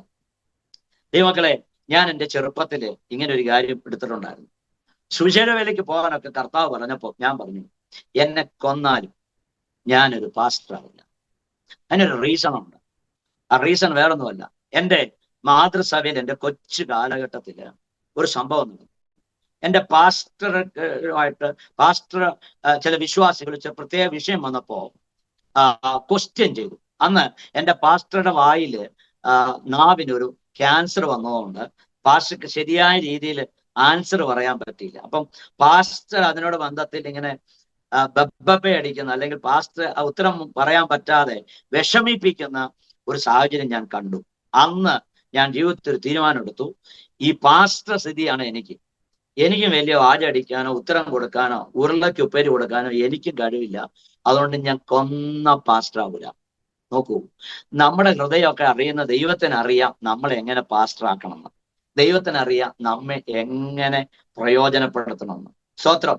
അപ്പോ പാസ്റ്റർ ആകില്ലെന്ന് പറഞ്ഞ് ഒരാളുടെ അസിസ്റ്റന്റായി മാത്രമേ ജീവിക്കൂ എന്ന് തീരുമാനമെടുത്ത് കർത്താവിന്റെ വേലയ്ക്ക് ഇറങ്ങിയ എന്നെ ദൈവം പെടുത്തിയ, അല്ലെങ്കിൽ ദൈവം എന്നെ കുടുക്കിയ, ദൈവം എന്നെ എങ്ങനെയാണ് ഇവിടെ കൊണ്ടെത്തിച്ചെന്നാണ് ഞാൻ ഈ വിവരിച്ചു വരുന്നത്. അങ്ങനെ എന്നോട് എൻ്റെ ഷാജു അങ്കിൾ പറയുകയാണ്, നമുക്ക് ഒരു സ്ഥലത്ത് പോകാം. ബൈക്കിൽ കയറി ഞാൻ വന്ന് എത്തിയതാണ് ഈ ഓളരി എന്ന് പറഞ്ഞ സ്ഥലത്ത്. ഇവിടെ വന്ന് എത്തിയപ്പോൾ ഒരു വീട്, ഇവിടത്തെ പിന്നെ ബെന്നി എന്ന് പറയുന്ന ഞങ്ങളുടെ ഒരു സഭയിലൊരു അങ്കിളുണ്ട്, ബെന്നി ആൻഡ് ബ്ലസ്സി, അവരുടെ വീട്ടിൽ വെച്ചൊരു പ്രാർത്ഥന യോഗം നടത്തുകയാണ്. ആ യോഗത്തിന് ഞങ്ങൾ ഇവിടെ വന്നു, കയറിയിരുന്നു. പ്രാർത്ഥനയൊക്കെ ഇങ്ങനെ തുടരുന്നുണ്ട്. വളരെ സന്തോഷം. ഞങ്ങൾ ആത്മാവിലൊക്കെ ആരാധിച്ചു കഴിഞ്ഞപ്പോൾ ഷാജു എന്ന് പറയുന്ന ഞങ്ങളുടെ അങ്കിളും വേറെ 1-2 ദൈവാസന്മാരും ആ സമയത്ത് അവിടെ വന്നിട്ടുണ്ടായിരുന്നു. പെട്ടെന്ന് അവർ എഴുന്നേറ്റിട്ട് പറയാണ്, ആമേൻ, നാളെ തൊട്ട് പാസ്റ്റർ ഈ അഭിലാഷ് ഇവിടത്തെ പാസ്റ്റർ ആയിരിക്കുമെന്ന്. ദൈവമക്കളെ, നിങ്ങൾ നോക്കൂ, എന്നോട് ചോദിച്ചിട്ടില്ല പാസ്റ്റർ ആവാൻ പറ്റുമെന്ന് ചോദിച്ചിട്ടില്ല. നീ അവിടെ സൂക്ഷിക്കുമെന്ന് എന്നോട് ഇവർ വീട്ടിൽ നിന്ന് ഇറങ്ങിയപ്പോ ചോദിച്ചിട്ടില്ല. എങ്ങോട്ടാ പോണേ, എന്തിനാന്ന് ഇവരെന്നോട് പറഞ്ഞിട്ടില്ല. എന്നോടൊരു അഭിപ്രായം ചോദിക്കാതെ ഇവരെഴുന്നേറ്റെന്ന് പറഞ്ഞു, നാളെ തൊട്ട് ഇവിടത്തെ പാസ്റ്റർ ഞാനാണെന്ന്. സ്തോത്രം. എനിക്ക് ഒരക്ഷരം അങ്ങോട്ടേക്ക് മറുപടി കൊടുക്കാൻ എനിക്ക് അവസരം കിട്ടിയില്ല. ഇത് അവരാണ് പ്രഖ്യാപിക്കലും ഓടിച്ചു വന്ന് ചുറ്റി നിന്ന് എന്റെ തലയെ കൈവച്ച് എന്നെ പ്രാർത്ഥിച്ച് ഇവിടുത്തെ പാസ്റ്ററാക്കുകയും ചെയ്ത് ഒരേ സമയത്തായിരുന്നു. ദൈവമക്കളെ, എന്നെ കേൾക്കുന്ന എന്റെ യൂത്ത്സിനോട് ഞാൻ പറയാം, കുഞ്ഞുങ്ങളെ, നമ്മുടെ കഴിവില്ലായ്മയും നമ്മുടെ ജീവിതത്തിന്റെ ഒത്തിരി ന്യൂനതകളും ഒക്കെ അറിയുന്ന ഒരു കർത്താവ് നമുക്ക് വേണ്ടി കരുതുന്നത് ഏറ്റവും ശ്രേഷ്ഠകരമായ കാര്യമാണ്. ഞാൻ ഒരു കാര്യം പറയാം, കർത്താവിന്റെ വേലയ്ക്ക് വേണ്ടി വിളിച്ച ദൈവം അവൻ വിശ്വസ്തനാണ്. അവൻ അന്ത്യം വരെ നമ്മെ ജയോത്സവമായി നടത്താൻ മതിയായ ദൈവമാണ്. ദൈവത്തിന്റെ മഹാകൃപയാല് 2006 തൊട്ട് ഈ 2024 ഒക്കെ വരുമ്പോഴത്തേക്കും കഴിഞ്ഞ 10-18 വർഷമായിട്ട് ദൈവത്തിന്റെ മഹാകൃപയാൽ ഞാൻ ഇവിടുത്തെ പാസ്റ്ററായി തുടരുക. ഇന്ന് വരെ അവൻ ഇവിടെ നിന്ന് മാറാനോ ഒന്നും ഇവരാവശ്യപ്പെടാതെ എനിക്കൊരു കാര്യം മനസ്സിലായി, പാസ്റ്റർ മിനിസ്ട്രിയിൽ എനിക്ക് ഒട്ടും വിജയിക്കാൻ പറ്റില്ല എന്ന് പറഞ്ഞിടത്ത് സ്തോത്രം, ദൈവത്തിന്റെ കൃപയാൽ ദൈവത്തിന്റെ മഹാകരുണയാൽ ജയത്ത് നല്ല എന്നാ പറയുന്ന ഒരു ജയാളിയെ പോലെ, ആമേൻ, അല്ലെങ്കിൽ ഒരു വിജയിയെ പോലെ കർത്താവിന്റെ ഒരു പാസ്റ്റർ മിനിസ്ട്രിയും കൂടെ ചെയ്യാൻ കർത്താവ് എനിക്ക് അവസരങ്ങളെ നൽകാനായിട്ട് കർത്താവ് എനിക്ക് അവസരം നൽകി. എല്ലാ ദൈവത്തിന്റെ കൃപയ്ക്കായും ഞാൻ ദൈവത്തെ സ്തോത്രം ചെയ്യുന്നു. പിന്നീട് നടന്ന എൻ്റെ 1-2 അനുഭവങ്ങളോടെ ഞാൻ വേഗത്തിൽ നിങ്ങളോട് പങ്കുവെക്കാം. അങ്ങനെ ഇരിക്കുമ്പോഴാണ് 2009 എൻ്റെ വിവാഹം നടക്കാനായിട്ട് ഇടയായി തീർന്നു. കണ്ണൂര് മലബാറില് ദീർഘവർഷങ്ങളായി 10-45 വർഷങ്ങളായി കർത്താവിന്റെ വേലയിൽ ആയിരിക്കുന്ന പാസ്റ്റർ MC സ്കറിയുടെയും സാലിയുടെയും മകളായിരിക്കുന്ന ലിൻഡയെ ആയിട്ടാണ് എൻ്റെ വിവാഹം നടന്നത്. സ്തോത്രം. ഒരുപാട് സമയം ഞാൻ ഉപവസിക്കുകയും പ്രാർത്ഥിക്കുകയും ചെയ്തു. ആ പ്രാർത്ഥനാ വിഷയത്തിന് കർത്താവിന്റെ ഒരു പ്രത്യേക ഗൈഡൻസ് പ്രകാരം എനിക്ക് അവളെ പോയി കാണാനും അങ്ങനെ എൻ്റെ വിവാഹം നടക്കാനും 2009 ജൂണില് 3-ാം തീയതി ഞങ്ങളുടെ വിവാഹം നടക്കാനായിട്ട് കർത്താവ് ഞങ്ങൾക്ക് അവസരങ്ങൾ നൽകി. വളരെ ജയകരമായ ഒരു ക്രിസ്തീയ കുടുംബജീവൻ നയിക്കാൻ കർത്താവ് ഞങ്ങളെ ഇന്നയോളം സഹായിച്ചു. അതിനപ്പുറത്ത് അതിനോട് ബന്ധത്തില് മറക്കാനാകാത്ത ഒരു കാര്യം കൂടെ ഉണ്ട്. കല്യാണം കഴിഞ്ഞ് 2 വർഷം കഴിഞ്ഞതിന് ശേഷമാണ് ഞങ്ങൾക്കൊരു മോൾ ഉണ്ടാവും. ആ മോള് കണ്ണൂർ ഇരിട്ടിയോടടുത്ത് ഒരു സ്ഥലത്താണ് ഡെലിവറി നടക്കുന്നത്. ആ ഡെലിവറിയുടെ സംബന്ധത്തിൽ അതുവരെ യാതൊരു പ്രയാസവും ഇല്ല. പലവിധമായ ട്രീറ്റ്മെന്റ് ഒക്കെ ഞങ്ങൾ നടത്തി, ഒരു കുഴപ്പമില്ല. ഡെലിവറി പെയിൻ വന്നു. എൻ്റെ വൈഫിനെ ലേബർ റൂമിൽ കയറ്റി. ലേബർ റൂമിൽ കയറ്റി കഴിഞ്ഞു. പെയിൻ വന്നു. പക്ഷേ ഇവള് ഡെലിവർ ആവുന്നില്ല, പ്രസവിക്കാൻ പറ്റുന്നില്ല. കുറച്ചു നേരം കഴിഞ്ഞ് കഴിഞ്ഞപ്പോ രാത്രി ഒരു 11 മണി തൊട്ട് ലേബർ റൂമിലാണ് കരച്ചിലൊക്കെ ഞങ്ങൾ കേൾക്കുന്നുണ്ട്. നേരം വെളുത്ത് 5 മണിയാവുമ്പോൾ ഞാൻ കാണുന്ന കാഴ്ച, ഡോക്ടർമാരെല്ലാം ഓടിക്കൂടുകയാണ്. അവിടെ ഭയങ്കര ബഹളങ്ങൾ നടക്കുകയാണ്. കാരണം കുഞ്ഞ് പകുതിയിൽ വന്ന് നിൽക്കുകയാണ്. കുഞ്ഞ് അങ്ങോട്ടും ഇല്ല ഇങ്ങോട്ടും ഇല്ല. ഡോക്ടർ വിളിച്ചു പറയുകയാണ്, ഒന്നെങ്കിൽ വൈഫ് അല്ലെങ്കിൽ കുഞ്ഞ്, 2-ൽ-1 മരിക്കും. സ്തോത്രം. അടുത്ത സെക്കൻഡിൽ അവർ വന്ന് കുറെ ഓപ്പറേഷൻ ഒക്കെ നടത്തി. ഒന്നും നോക്കിയില്ല. അവര് കത്തി വെച്ച് കീറി. അവർ പറഞ്ഞു ഹൈ ബ്ലീഡിങ് ആണ്, എൻ്റെ വൈഫിനെ ഇനി കിട്ടാൻ ഒരു സാധ്യതയില്ല എന്ന് പറഞ്ഞു. എന്ത് ചെയ്യണമെന്ന് എനിക്കറിയത്തില്ല. ആ ഹോസ്പിറ്റൽ വരാന്തി കണ്ണ് നിറഞ്ഞു പോയ, എല്ലാ പ്രതീക്ഷകളും നഷ്ടപ്പെട്ടു പോയ, ചങ്ക് പിടഞ്ഞു പോയ ഒരു സാഹചര്യം. കുഞ്ഞുമില്ല, അമ്മയില്ല. എന്ത് ചെയ്യണം എനിക്കറിയത്തില്ല. സ്തോത്രം. അവിടെ കിടന്ന് എൻ്റെ കൂടെ ഉണ്ടായിരുന്നവരുണ്ടായിരുന്നു. എൻ്റെ മമ്മിയും പപ്പയും എൻ്റെ വൈഫിന്റെ പ്രിയമുള്ളവരൊക്കെ ഉണ്ടായിരുന്നു. അവിടെ മുട്ടുമടക്കി. ഒരു കാര്യമുണ്ട്, അവിടെ നമ്മെ സഹായിക്കാൻ കഴിയുന്ന ദൈവത്തിന്റെ ഒരു കരം. സ്തോത്രം. മുട്ടുമടക്കി ദൈവത്തിന്റെ ഒരു അത്ഭുതം എന്ന് പറയാം. പെട്ടെന്ന് തന്നെ ഹൈ ബ്ലീഡിങ് ഉണ്ടായിരുന്നത് എങ്ങനെയോ സ്റ്റോപ്പായി പോയി. ഡോക്ടർമാർക്ക് പോലും ഒരു അതിശയമാണ്. ആ ബ്ലീഡിങ് പെട്ടെന്ന് സ്റ്റോപ്പായി. ദൈവത്തിന്റെ ഒരു കരം ഇറങ്ങി. സ്തോത്രം. എൻ്റെ വൈഫ് എന്നോട് പറഞ്ഞൊരു കാര്യമുണ്ട്. അച്ഛാ, ഞാൻ കണ്ടതാണ് എൻ്റെ പ്രാണൻ ഇങ്ങനെ പോയി, ഞാൻ ഇങ്ങനെ സ്വർഗത്തിലോട്ട് എത്തപ്പെട്ടത് ഞാൻ കണ്ടതാണ്. പിന്നെ എന്താണെന്നറിയില്ല, പെട്ടെന്ന് ഞാൻ മടങ്ങി വരികയായിരുന്നു എന്ന് എന്നോട് വൈഫ് പറയാനിടയായി. ദൈവമക്കളെ, ഞങ്ങൾക്ക് ധൈര്യത്തോടെ പറയാൻ പറ്റും, മരണപ്പെട്ടു പോയതാ, പക്ഷെ ദൈവം എന്നോടുള്ള കരുണയുണ്ട്. ദൈവത്തിന് ഞങ്ങളെ കർത്താവിന്റെ വേലയിൽ പ്രയോജനപ്പെടുത്താൻ മനസ്സുണ്ടായതുകൊണ്ട് അവളുടെ ജീവിതത്തെ കർത്താവ് എനിക്ക് മടക്കി തന്നു. ഒരു മോളെയും കർത്താവ് നൽകി തന്നു. അവളുടെ പേര് സാൻസി എന്നാണ്. അത് കഴിഞ്ഞ ശേഷം ഞങ്ങൾക്കൊരു മോനെയും കൂടെ കർത്താവ് തന്നു. അവന്റെ പേര് സ്റ്റിനോ എന്നാണ്. അങ്ങനെ ഞങ്ങൾ കുടുംബമായിട്ട് ഇപ്പോ കർത്താവിന്റെ വേല ചെയ്യുന്നത് തൃശ്ശൂരില് ഓളരി എന്ന് പറഞ്ഞ സ്ഥലത്ത് കർത്താവിന്റെ വേല ചെയ്യാനായിട്ട് കർത്താവ് ഞങ്ങളെ സഹായിച്ചു. ഈ കാലഘട്ടങ്ങളിൽ കർത്താവ് ഒത്തിരി കഠിന ശോധനകൾ, വേദനകൾ, ഭാരങ്ങൾ, സാമ്പത്തിക ഇല്ലായ്മകൾ എല്ലാം കർത്താവ് കടത്തിവിട്ടു. അവിടെയെല്ലാം ഞങ്ങൾക്ക് ദൈവത്തിന്റെ അത്ഭുതകരമായ കരുതലുകൾ എനിക്ക് അനുഭവിപ്പാനായിട്ടിടയായി. മറക്കാനാകാത്ത ദൈവീയ കരുതലിന്റെ ഒരു കരം കൂടെ ഞാൻ നിങ്ങളോട് പങ്കുവെക്കാൻ ഞാൻ ആഗ്രഹിക്കുകയാണ്. സ്തോത്രം. ഞാൻ ഈ വിവാഹമൊക്കെ കഴിഞ്ഞിരിക്കുന്ന സമയത്ത്, അതായത് വിവാഹത്തിന്റെ എല്ലാ കാര്യങ്ങൾ തിരഞ്ഞെടുക്കുമ്പോൾ, ഒരുങ്ങുമ്പോൾ, ഞാൻ ബൈബിൾ കോളേജിലാണ് താമസിക്കുന്നത്. അപ്പൊ ബൈബിൾ കോളേജിൽ നിന്ന് കല്യാണം കഴിഞ്ഞൊന്ന് മാറണം എന്നെനിക്ക് ആഗ്രഹമുണ്ട്. മീൻസ് മാറി ഒന്ന് താമസിക്കണം എന്നെനിക്ക് ആഗ്രഹമുണ്ട്. ഞാൻ വീട്ടിൽ നിന്ന് വർഷങ്ങൾക്ക് മുമ്പ് വരുമ്പോൾ എൻ്റെ കയ്യിൽ ചെറിയ പെട്ടി മാത്രമേ ഉള്ളൂ. കുറച്ച് 1, 2, 3 ജോഡി ഡ്രസ്സുകൾ മാത്രം. അതല്ലാതെ ഈ കർത്താവിന് വേല ചെയ്ത് ഞാനെന്ന് പറയാൻ, ശേഖരിക്കാൻ എൻ്റെ കയ്യിൽ ഒന്നുമില്ല. ഞാൻ അന്ന് ദൈവത്തോട് ഇങ്ങനെ പ്രാർത്ഥിക്കാൻ തുടങ്ങി. വിവാഹം കഴിഞ്ഞ് എനിക്കൊരു വാടക വീട് വേണം.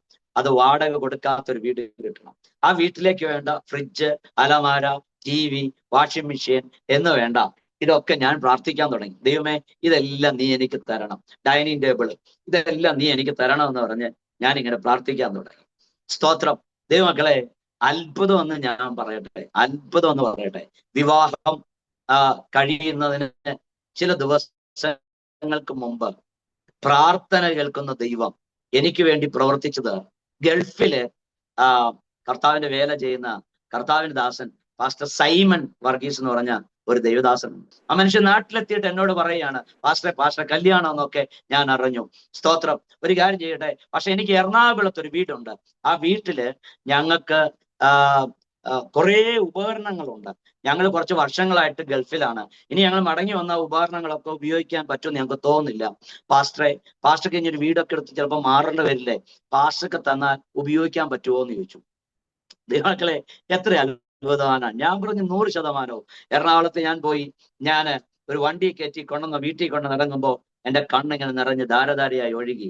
സ്തോത്രം. ഞാൻ എന്തിനൊക്കെയാണോ പ്രാർത്ഥിച്ചേ, ഞങ്ങളുടെ വീട്ടിൽ ഒരു ഉപകരണവും മേടിക്കേണ്ടാതെ വണ്ണം ഞാനിങ്ങനെ ചില വർഷങ്ങൾ ഇങ്ങനെ പറയാറുണ്ട്. വർഷങ്ങളായി എൻ്റെ കർത്താവിന്റെ വേല ചെയ്യുന്ന എൻ്റെ ഫാദറിലോയ്ക്കും മദറിലോയ്ക്കും ഇല്ലാതെ വണ്ണം ഉപകരണങ്ങളെ കർത്താവ് ഞങ്ങൾക്ക് നൽകി തന്ന്, അങ്ങനെ ദൈവത്തിന്റെ അത്ഭുതകരമായ കരുതലുകള്, നടത്തിപ്പുകള് ദൈവത്താൽ അനുഭവിപ്പാനായിട്ട് കർത്താവ് ഞങ്ങൾക്ക് അവസരങ്ങളെ നൽകി. അങ്ങനെ ഇന്ന് രാത്രി സന്തോഷത്തോടെ പറയാൻ പറ്റും, ക്രിസ്തുയേശുവിന്റെ കൂട്ടായ്മയിലേക്ക് നമ്മെ വിളിച്ച ദൈവം വിശ്വസ്തനാണ്. അവൻ എക്കാലത്തും നമ്മെ ജയോത്സവമായി നടത്തുന്ന ദൈവമാണ്. ഫൈനലി ഞാൻ നേരത്തെ പറഞ്ഞതുപോലെ കഴിഞ്ഞ 2000 തൊട്ട് 2020 വരെ ഞാനൊരു പാസ്റ്ററാണ്. പക്ഷെ എൻ്റെ സഭയിൽ കാര്യമായ വളർച്ചയില്ല. തൃശ്ശൂരിന്റെ പടിഞ്ഞാറ് മേഖലയാണ്. ക്രിസ്ത്യാനിറ്റിക്ക് ഒത്തിരി വേരോട്ടമില്ലാത്ത, അല്ലെങ്കിൽ പെന്തക്കോസ്റ്റ് സഭാ വളർച്ചകളില്ലാത്ത ഒരു ദേശത്താണ് ഞാൻ പ്രവർത്തിക്കുന്നത്. അപ്പൊ അതിൻ്റെതായ ഒരു ഡ്രൈനസ് ഞാൻ അനുഭവിക്കുന്നു. ചില വർഷങ്ങളായി ഞാൻ ബൈബിൾ സ്കൂളിൽ പഠിപ്പിക്കുന്നുണ്ട്. പിന്നീട് എനിക്ക് പഠിപ്പിക്കാൻ ഒരു അവസരം ലഭിച്ചു. ഞാൻ ഇപ്പോഴും ദൈവത്തിന്റെ വചനം ബൈബിൾ സ്കൂളിൽ പഠിപ്പിക്കുന്നുണ്ട്. സ്തോത്രം. അതെന്റെ ജീവിതത്തിൽ വലിയൊരു അനുഗ്രഹം തന്നെയാണ്. പക്ഷേ ഞാൻ ആഗ്രഹിക്കുന്ന ഒരു ലെവൽ എനിക്ക് ഉയരാൻ കഴിയുന്നില്ല. സ്തോത്രം. എല്ലാ വർഷവും എന്ന് പറഞ്ഞോളെ 1, 2 തവണ 21 ദിവസം എടുക്കും. 7 ദിവസം, 3 ദിവസം ഇങ്ങനെ നിരന്തരം ഉപവസിച്ചും പ്രാർത്ഥിച്ചും വരും. കൂട്ടായി എൻ്റെ കുറെ ദേവദാസന്മാരോട് ചേർന്ന് ചെയിനായിട്ട് ഞങ്ങൾ ഉപവസിക്കും. ഒറ്റ ആഗ്രഹമുള്ളൂ, കർത്താവിന് വേണ്ടി ഈ തലമുറയിൽ ശക്തമായി പ്രയോജനപ്പെടണം. അങ്ങനെ ഇരിക്കുമ്പോൾ ഈ പ്രവാചകന്മാരായ അനേക ദൈവദാസന്മാർ തലയിൽ കൈവച്ചിട്ട് എൻ്റെ ശുശ്രൂഷയെ കുറിച്ച് അവരെല്ലാം ആലോചന പറയും. പക്ഷേ ആദ്യത്തെ നാളുകളൊക്കെ ആവേശത്തോടെ ഈ ആലോചനകൾ ഞാൻ സ്വീകരിക്കാറുണ്ടെങ്കിലും ഒരു കാലഘട്ടം കഴിഞ്ഞപ്പോൾ മനസ്സിലായി ഈ പ്രവചനം എല്ലാം ചുമ്മയാണ്. ഇതിങ്ങനെ കളിപ്പിക്കാൻ വേണ്ടി പറയുക. ഞാൻ എൻ്റെ ഉപവാസം കുറച്ചു, അങ്ങനെയുള്ള ആ ഒരുക്കങ്ങളൊക്കെ ഞാൻ കുറച്ചു. അങ്ങനെ ഇരിക്കുമ്പോഴാണ് നമ്മുടെ കൊറോണ വന്നു ചേർന്നത്, ഇല്ലേ? ആ കൊറോണയുടെ കാലഘട്ടത്തില് ഞാൻ സ്തോത്രം ദൈവസന്നിധിയിൽ കുറെ കരയാനും പ്രാർത്ഥിക്കാനും ബൈബിൾ പഠിക്കാനും ഒക്കെ സമയങ്ങൾ സെറ്റ് വെച്ചു. പ്രാർത്ഥനാ റൂമിൽ മണിക്കൂറുകൾ ഞാൻ ചെലവഴിച്ചു. രാവിലെ ഞാനിങ്ങനെ പറയാറുണ്ട്, രാവിലെ ഒരു 9 മണിക്ക് കയറിയാൽ 1 മണി വരെ എൻ്റെ പ്രയർ റൂമിൽ ഇരിക്കും. അതിനുശേഷം 2 മണിക്ക് കയറിയാൽ ഞാൻ 5 മണി വരെ ഇരിക്കും. ശേഷം 7 മണിക്ക് കയറിയാൽ രാത്രി 9 മണിക്ക് വരെ ഞാനിങ്ങനെ പ്രാർത്ഥനയെ തുടരുമായിരുന്നു, ബൈബിൾ വായന. അങ്ങനെ കുറേ നാളുകൾ ഞാൻ പിന്തുടർന്നു. സ്തോത്രം. അങ്ങനെ ഒരു ദിവസം ഇരിക്കുമ്പോൾ എൻ്റെ ഒരു കൂട്ടുകാരൻ ദൈവദാസൻ പാസ്റ്റർ ബിജു ജോസഫ്, അദ്ദേഹം എന്നോട് വിളിക്കുക, അബി, എറണാകുളത്ത് പാസ്റ്റർ PS ജോണിക്കുട്ടി എന്ന് പറഞ്ഞൊരു ദൈവദാസനുണ്ട്. ആ പാസ്റ്റർ 40 ദിവസം ഉപവാസ പ്രാർത്ഥനയാണ്. കൊറോണ ആയതുകൊണ്ട് ആരും പോകുന്നില്ല. നമുക്ക് വേണമെങ്കിൽ എന്തായാലും ചുമ്മാ ഇരിക്കുകയല്ലേ, നമുക്കൊന്ന് പോയാലോ എന്ന് തോന്നുന്നു. ഞാൻ പറഞ്ഞു ഷുവർ, നമുക്ക് എന്നാ പോകാം. ഞാന് പാസ്റ്റർ അജി എന്ന് പറയുന്ന എൻ്റെ ഒരു കൂട്ടുകാരൻ വേറെ 1-2 ദൈവദാസന്മാരുമായിട്ട് ഞങ്ങൾ കർത്താവിന്റെ ദാസന്റെ അടുത്തേക്ക് പോയി. ദൈവമക്കളെ ശ്രദ്ധിക്കുക, ഞാൻ ആ മീറ്റിങ്ങിന് പോകുമ്പോൾ എനിക്കറിയാം പാസ്റ്റർ PS ജോണിക്കുട്ടി ലോകം അറിയപ്പെടുന്ന ദൈവത്തിന്റെ കരങ്ങളിൽ ഏറ്റവും ശക്തമായി ഉപയോഗിക്കപ്പെടുന്ന ഒരു അനുഗ്രഹീതനായ പ്രവാചകനാണ്. ആ ശുശ്രൂഷയിൽ ദൈവം ശക്തമായി ഉപയോഗിക്കുന്ന, ഇന്നും കർത്താവിന്റെ ദാസൻ UK-യിലാണ്. സ്തോത്രം. കേവലം 6ാം ക്ലാസ് മാത്രം വിദ്യാഭ്യാസമുള്ള ആ ദൈവത്തിന്റെ ദാസൻ, കേവലം മലയാളം മാത്രം അറിയുന്ന ദൈവദാസൻ, ലോകത്തിന്റെ 23-ലധികം രാജ്യങ്ങളിൽ കർത്താവ് ഉപയോഗിക്കുന്ന അനുഗ്രഹീതനായ കർത്താവിന്റെ ദാസനാണ് പാസ്റ്റർ PS ജോണിക്കുട്ടി. ആ കർത്താവിന്റെ ദാസന്റെ അടുത്തേക്ക് പോകുമ്പോൾ എനിക്കറിയാം പ്രവചനം വീണ്ടും കേൾക്കാം. ഞാൻ ദൈവത്തോട് ഇങ്ങനെ പ്രാർത്ഥിച്ചു, ദൈവമേ, പ്രവചനം കേട്ട് കേട്ട് കേട്ട് ഞാൻ മടുത്തു. എനിക്ക് ഒരു പ്രവചനവും വേണ്ട. ഞാൻ വെറുതെ പോകാം, ചുമ്മാ എവിടെ ഇരുന്ന് വചനം കേൾക്കാം, പ്രാർത്ഥിക്കാം. നിന്റെ സാന്നിധ്യം എനിക്ക് ഇഷ്ടമാണ്, ഞാൻ മടങ്ങി വരാം. വെറുതെ ആശ തന്ന് എന്നെ ഇങ്ങനെ കൊതിപ്പിക്കരുത്, ആമേൻ എന്ന് പറഞ്ഞ് ഞാന് പ്രാർത്ഥിച്ചോണ്ടാ പോകുന്നത്. അവിടെ ചെന്നു. ആമേൻ. ആദ്യത്തെ ദിവസം, 2ാമത്തെ ദിവസം, 3ാമത്തെ ദിവസം ഇങ്ങനെ പ്രാർത്ഥിച്ചു. രാവിലെ 8 തൊട്ട് രാത്രി 8 മണി വരെയാണ് പ്രാർത്ഥന. അവിടെ ചുമ്മാ ദൈവസന്നിധിയിൽ ഇരിക്കുക, ആരാധിക്കുക, പ്രാർത്ഥിക്കുക, ദൈവവചനം കേൾക്കുക, ഇതിങ്ങനെ തുടർന്നുകൊണ്ടിരുന്നു. ഈ അനുഗ്രഹീതനായ ദൈവകൃത്യൻ ഞങ്ങൾക്ക് വേണ്ടി 3-4 പേരേ ഉള്ളൂ. ഞങ്ങൾക്ക് വേണ്ടി മാത്രം രാവിലെ 8 തൊട്ട് വൈകുന്നേരം 8 മണി വരെ മടുക്കാതെ പ്രസംഗിച്ചു. ദൈവവചനത്തിന്റെ ഒത്തിരി കാര്യങ്ങൾ ഞങ്ങൾക്ക് പറഞ്ഞു തന്നു. പ്രവചന ശുശ്രൂഷയെക്കുറിച്ച്, വ്യത്യസ്ത തലത്തിലുള്ള ആത്മീയ വരങ്ങളെക്കുറിച്ച് ഞങ്ങളെ ബോധ്യപ്പെടുത്തി. ഞങ്ങളുടെ ജീവിതത്തിന്റെ ഒത്തിരി കുറവുകളെ കർത്താവിന്റെ ദാസൻ ദൈവവചനത്തിലൂടെ കാണിച്ചു തന്നു. ഞങ്ങളുടെ കുറെ ഈഗോകൾ ഒക്കെ കർത്താവ് അതിന്റെ കൃപയാൽ എടുത്തു കളയാനായിട്ട് ഇടയായി തീർന്നു. സംഭവിച്ച കാര്യം ഞാൻ പറയാം.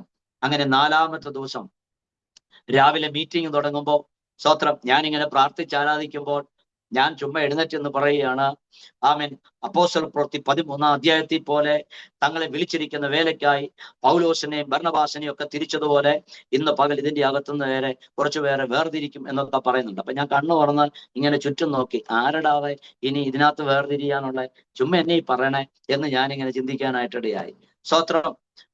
സ്വാഭാവികമായ ഒരു കാര്യമായിട്ട് നടന്നു. ഞാൻ അവിടെ ഇരുന്നു. കർത്താവിന്റെ ദാസൻ കുറച്ചു കഴിഞ്ഞപ്പോൾ എഴുന്നേറ്റു. താൻ ഇങ്ങനെ ശുശ്രൂഷിച്ചു. ദൈവദാസൻ എൻ്റെ അടുത്തേക്ക് വന്നു, തലേ കൈവച്ച് പ്രവചിക്കാൻ തുടങ്ങി. ഞാൻ നിങ്ങളോട് പറഞ്ഞില്ലേ, ഈ പ്രവചനം കേട്ട് കേട്ട് ഞാൻ മടുത്തതാണ്. ആ ദൈവദാസൻ എൻ്റെ ജീവിതത്തെ മുഴുവൻ അങ്ങ് പറയുക. സ്തോത്രം. കഴിഞ്ഞ നാളുകളിലെ കടന്നുപോയ സാഹചര്യങ്ങൾ, സ്തോത്രം, അതെല്ലാം ഒന്നിനു പുറകെ ഒന്നൊന്നായി കർത്താവിന്റെ ദാസൻ പറയുന്നു. എന്നിട്ട് കർത്തദാസൻ പറയുകയാണ്, സ്തോത്രം, ഇന്ന് തൊട്ട് ഞാൻ നിന്നെ ഒരു പ്രവാചകനാക്കി ഞാൻ നിന്നെ ഉപയോഗിക്കാൻ പോവുകയാണ്. നിനക്ക് വേണ്ടി പ്രത്യേകം തയ്പ്പിച്ച ഒരു വസ്ത്രം നൽകുന്നത് പോലെ ഒരു പ്രത്യേക ശുശ്രൂഷയും ഞാൻ നിന്റെ കയ്യിൽ ഏൽപ്പിച്ച് ഞാൻ നിന്നെ രാജ്യങ്ങളുടെ പട്ടണങ്ങളെ ആമേൻ അനുഗ്രഹമാക്കി ഞാൻ നിന്നെ മാറ്റും എന്ന് കർത്താവിന്റെ ദാസൻ പറയുന്നുണ്ട്. അത് കേട്ടപ്പോൾ ഉള്ളുകൊണ്ട് ഞാൻ ചിരിച്ചു. ഇത് എത്ര നാളെ കേൾക്കണം? ഇതൊന്നും ചുമ്മാ നടക്കാൻ പോകുന്നു, വെറുതെ പറയുക. സ്തോത്രം. അങ്ങനെ ഞാൻ ചിന്തിച്ചുകൊണ്ടിരിക്കുമ്പോൾ ആ ദൈവത്തിന്റെ ഒരു കാര്യം, ആ അഭിഷക്തൻ എന്റെ തലയിലേക്ക് കൈവച്ചിട്ട് അദ്ദേഹം ഒറ്റ പ്രാർത്ഥനയാണ്: പിതാവേ, ഞാൻ നിന്റെ ദാസനാണ്.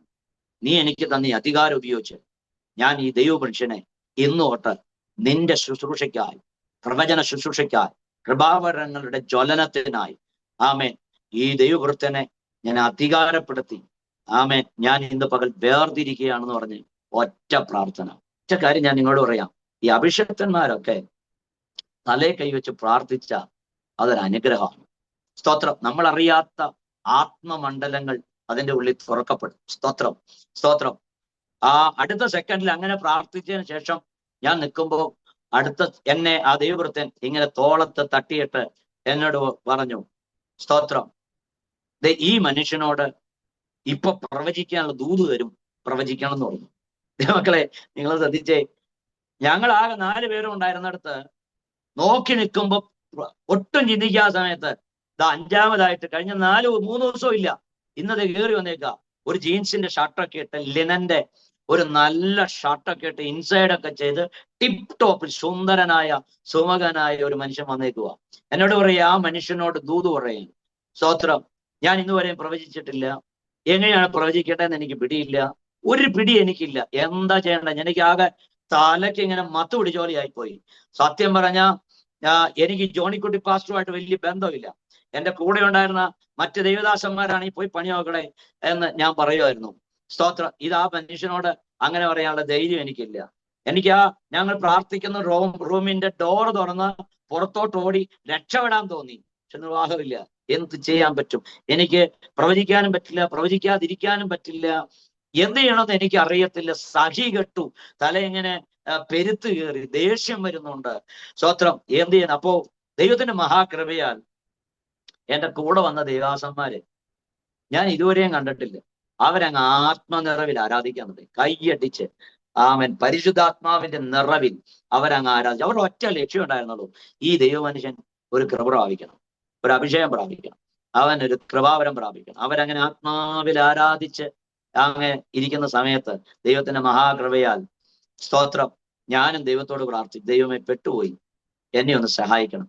ചങ്കുരുകി, കണ്ണ് നിറഞ്ഞ് ദൈവത്തിങ്കിലേക്ക് നോക്കി ഞാൻ അങ്ങ് പ്രാർത്ഥിക്കുക. സംഭവിച്ച കാര്യം കേൾക്കണം. സ്തോത്രം, സ്തോത്രം. നമ്മൾ ഈ ചങ്ക് തകരുമ്പോ സ്വർഗം ഇറങ്ങും. സ്വർഗം വിശ്വസ്തനാണ്. സ്തോത്രം. ഈ മുതിർന്നവരെയൊക്കെ അനുസരിക്കുന്നത് അത് ഉത്തമമാണ്. സ്തോത്രം. ഞാന് ആ ദേവദാസനെ അനുസരിക്കാൻ ഒറ്റ കാരണമുള്ളൂ. ഇദ്ദേഹം പറഞ്ഞ, എങ്ങാനും പരിശുദ്ധാത്മാവിലാണെങ്കിൽ അനുസരിക്കാതിരുന്നാൽ ഞാൻ പരിശുദ്ധാത്മാവിനെ ദുഃഖിപ്പിക്കും എന്ന് അറിഞ്ഞുകൊണ്ടാണ് ഞാൻ കീഴ്പ്പെട്ടെ. ഞാൻ അവിടെ നിന്ന് ചങ്ക് തുറന്ന് വിളിക്കുമ്പോൾ എനിക്ക് ജീവിതത്തിൽ ആദ്യമായി സ്വർഗം എൻ്റെ മുമ്പിൽ തുറന്നു. ആദ്യമായി ഒരു വെളിപ്പാടിനെ സ്വർഗം എനിക്ക് കാണിക്കുക. ആ മനുഷ്യൻ, എൻ്റെ അടുത്തിരുന്ന മനുഷ്യനെ ഒരു പമ്പരം കറക്കുന്നത് പോലെ കറങ്ങുന്ന ഒരു കാഴ്ച ഞാൻ ദൈവാത്മാവിൽ കണ്ടു. ഞാൻ ഓടിച്ചെന്ന് ആ മനുഷ്യനോട് പറഞ്ഞു, അങ്ങളെ, ഇങ്ങനെ കറങ്ങുന്ന ഒരു കാഴ്ച ഞാൻ കാണുകയാ എന്ന് പറഞ്ഞ് കുറച്ച് കാര്യങ്ങൾ ഞാൻ പറഞ്ഞു. Praise God.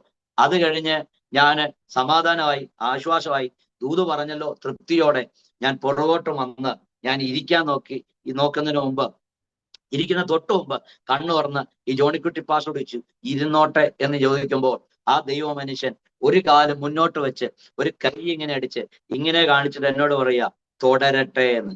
മക്കളെ, എങ്ങനെ ഇരിക്കാന്ന് പറഞ്ഞ് പുറകോട്ടിരിക്കുമ്പോൾ ഈ മനുഷ്യനോട് പറയാ, നിർത്തരുത്, ഇനിയും പ്രവചിക്കണം, ഇനിയും ദൂതെടുക്കാൻ. എന്ത് ചെയ്യണം? എനിക്കൊരു നിർവാഹമില്ല. ഉള്ളത് മുഴുവൻ അദ്ദേഹത്തോട് ഞാൻ പറഞ്ഞു. ഇനി എവിടെ നിന്ന് ദൂതെടുക്കാനാ? ഒരു പിടിയില്ല. പക്ഷെ സംഭവിച്ച ഞാൻ പറയാം, അവിടെ വീണ്ടും ദൈവത്തിൽ ആശ്രയിച്ചു. അപ്പോൾ ജീവിതത്തിൽ എൻ്റെ അടുത്ത മിനിസ്റ്ററുകളെല്ലാം സ്വർഗം തുറന്നു തരികയായിരുന്നു. സ്തോത്രം. ദൈവദാസന്മാര് ആത്മാവിൽ നിർദ്ദേശിക്കുമ്പോൾ അതിനെ ഏറ്റെടുക്കാൻ തയ്യാറുള്ളവനാണ് ദൈവത്തിന്റെ കരങ്ങളും ദൈവീക സ്പർശനങ്ങളും ഏറ്റുവാങ്ങാനായിട്ട് ഇടയായി തീരുക. ആ ദൈവദാസന്റെ വാക്ക് ഞാൻ മാനിച്ചപ്പോൾ, സ്തോത്രം, ദൈവാത്മാവ് അടുത്ത വിഷൻ എനിക്ക് കാണുകയാണ്. സ്തോത്രം. അദ്ദേഹത്തിന്റെ ഉദരത്തിൽ ഒരു രോഗമുണ്ടെന്നും ആ രോഗത്തിന് സൗഖ്യമുണ്ടെന്നും പരിശുദ്ധാത്മാവ് എന്നോട് പറയുക. ഞാൻ കൈവച്ചോട് പറഞ്ഞു, അങ്കിളെ, പരിശുദ്ധാത്മാവ് എന്നോട് പറയുന്നു, ഉദരത്തിൽ ഒരു രോഗമുണ്ട്, അതിന് സൗഖ്യമുണ്ടെന്ന് ആത്മാവ് പറയുന്നു എന്ന് പറഞ്ഞു. അങ്ങനെ ഞാൻ അദ്ദേഹത്തിന് വേണ്ടി പ്രാർത്ഥിച്ചു. ഞാൻ ഇവിടെ വന്നിരുന്നു, ഡോറ് തുറന്നു. മീറ്റിംഗ് അവിടെ പെട്ടെന്ന് ക്ലോസ് ആയി. ഞാൻ ഡോറ് തുറന്ന് പുറത്തു പോയി നിൽക്കുക. കാരണം കൂടെ വന്ന ദൈവാസന്മാര് എന്നെ പ്രവാചകൻ എന്ന് വിളിക്കും. എനിക്ക് ഇനി ഞാൻ ഇദ്ദേഹത്തോട് പ്രവചിച്ച് ശരിയാണോ എന്ന് എനിക്ക് അറിയത്തില്ല. ആകപ്പാടെ ചങ്ക് പടഞ്ഞ് എന്ത് ചെയ്യണമല്ലോ, പെട്ടുപോയല്ലോ എന്ന് പറഞ്ഞ് ഡോറൊക്കെ തുറന്ന് ഇങ്ങനെ വിൻഡോ ഒക്കെ തുറന്ന് കാറ്റ് കൊള്ളുമ്പോ ഞാൻ തിരിഞ്ഞു നോക്കുമ്പോ ഞാൻ പ്രവചിച്ച മനുഷ്യൻ പുള്ളി മന്ദം മന്ദം എന്റെ അടുത്തേക്ക് നടന്നു വരാൻ ചങ്ക് പെടയാൻ തുടങ്ങി. അദ്ദേഹം അടുത്ത് വന്ന് തോളെ തട്ടിട്ട് എന്നോട് പറയാ, പാസ്റ്റർ പറഞ്ഞ പ്രവചനം ഉണ്ടല്ലോ അത് കൃത്യമാണെന്ന്. നിങ്ങൾ കേൾക്കണോ? ആ മനുഷ്യൻ ചിന്തിച്ച തൃശ്ശൂരിലെ ഒരു വലിയ പ്രവാചകനാ ഞാനെന്നാ ചിന്തിച്ചേ. സ്വത്രം. പക്ഷെ ദൈവത്തിന്റെ മഹാകരുണയാൽ ആ മനുഷ്യൻ എന്നോട് പറയാ, കുറെ നാളുകളായി ഞാനൊരു രോഗത്താൽ ഭാരപ്പെടുക. ഇന്നലെ ചെന്ന് ഞാൻ സ്കാനിങ് ചെയ്തപ്പോഴാണ് മനസ്സിലായേ പാസ്റ്ററെ പ്രോബ്ലം എന്റെ ഉദരത്തിലാണെന്ന്. ദൈവമക്കളെ, ദൈവം എത്ര വിശ്വസ്തനാണെന്നറിയോ? അന്ന് ദൈവം എന്നെ ഉറപ്പിച്ചു, എനിക്ക് ഒരു ഹീലിംഗ് മിനിസ്ട്രി ദൈവം തമ്പുരാൻ തന്നിട്ടുണ്ടെന്ന്. സ്തോത്രം. ഇന്ന് എനിക്ക് വളരെ സന്തോഷത്തോടെ പറയാൻ പറ്റും, കർത്താവ് ഇന്ന് എന്നെ ഏറ്റവും അധികം ഉപയോഗിക്കുന്ന ഒരു മേഖലയാണ് ഹീലിംഗ് മിനിസ്ട്രിക്ക് വേണ്ടി. ആമേൻ. പ്രാർത്ഥിച്ച് ഒരുപാട് പേര് സൗഖ്യം പ്രാപിക്കുന്നത് ഞാൻ കണ്ടു. ദൈവമക്കളെ, എന്റെ വ്യക്തിപരമായ ജീവിതത്തിൽ ദൈവം എന്നെ മുറിച്ചു. എന്റെ വൈഫിനെ ജീവിതത്തിൽ കർത്താവ് മുറിച്ചു. ഒത്തിരി വേദനകൾ, രോഗങ്ങൾ, പ്രതിസന്ധികൾ ഒന്നിനു പുറകെ ഞങ്ങളുടെ ജീവിതത്തിൽ അഭിമുഖിച്ചു. വേറെ എന്തിനാണെന്നറിയോ? ആയിരങ്ങൾക്ക് ഞങ്ങളെ ഒരു അനുഗ്രഹമാക്കി മാറ്റാൻ, ഞങ്ങളുടെ അഹന്ത മാറ്റാൻ, ഞാൻ എന്ന ഭാവം എന്ന് മാറ്റിക്കളയാൻ, താഴ്മ ധരിപ്പാൻ, ബന്ധങ്ങൾ വേണമെന്ന് പഠിപ്പിക്കാൻ, അപ്പനും അമ്മയും വേണമെന്ന് പഠിപ്പിക്കാൻ, സഹോദരങ്ങൾ വേണമെന്ന് പറയാൻ, എല്ലാവരും ഒരുപോലെ തുല്യരാണെന്ന് പഠിപ്പിക്കാൻ എല്ലാം കഴിഞ്ഞ നാളെ അനുഭവങ്ങൾ എനിക്ക് ഇടയാക്കി തീർത്തിട്ടുണ്ട്. സ്തോത്രം. ഇന്ന് ദൈവം എന്നെ പ്രവചന ശുശ്രൂഷയ്ക്ക് വേണ്ടി അനേക സ്ഥലങ്ങൾ അയക്കുന്നു. അനേക സഭകളിൽ കഴിഞ്ഞ നാളുകളിൽ പോയി ശുശ്രൂഷിക്കാൻ ദൈവം എനിക്ക് അവസരം നൽകി. എറണാകുളം കേന്ദ്രമാക്കി ആമേൻ ഒരു അനുഗ്രഹീതമായ ശുശ്രൂഷ ഞങ്ങൾ ചെയ്യുന്നുണ്ട്. കഴിഞ്ഞ 4 വർഷമായി ദൈവദാസന്മാർക്ക് വേണ്ടി എല്ലാ മാസവും ആമേൻ ഉണർവ് യോഗങ്ങൾ നടത്തുന്നു. അനേക ദൈവദാസന്മാർ അവിടെ വന്ന് അഭിഷേകം പ്രാപിക്കാനും കൃപാവരങ്ങൾ പ്രാപിക്കാനും ദൈവരാജ്യത്തിൽ പ്രയോജനപ്പെടാനും ആമേൻ ഇടയായി തീർന്നു. അതിന്റെ എല്ലാം മുൻനിരയിൽ നിന്ന് പ്രവർത്തിപ്പാൻ ദൈവം എന്നെ ഉപയോഗിച്ചുകൊണ്ടിരിക്കുകയാണ്. സ്തോത്രം. അനേക യൗവനക്കാരെ അഭിഷേകത്തിലേക്ക് നടത്താൻ ദൈവം എന്നെ ഈ തലമുറയിൽ ഉപയോഗിച്ചുകൊണ്ടിരിക്കുകയാണ്. സ്തോത്രം. ആമേൻ. ഡൽഹിയില് ചില ആഴ്ചകൾക്ക് മുമ്പ് ഒരു സഭയിൽ 2 ആഴ്ച തുടർമാനം ആമേൻ ശുശ്രൂഷിക്കാൻ ദൈവം എനിക്ക് അവസരങ്ങൾ നൽകി.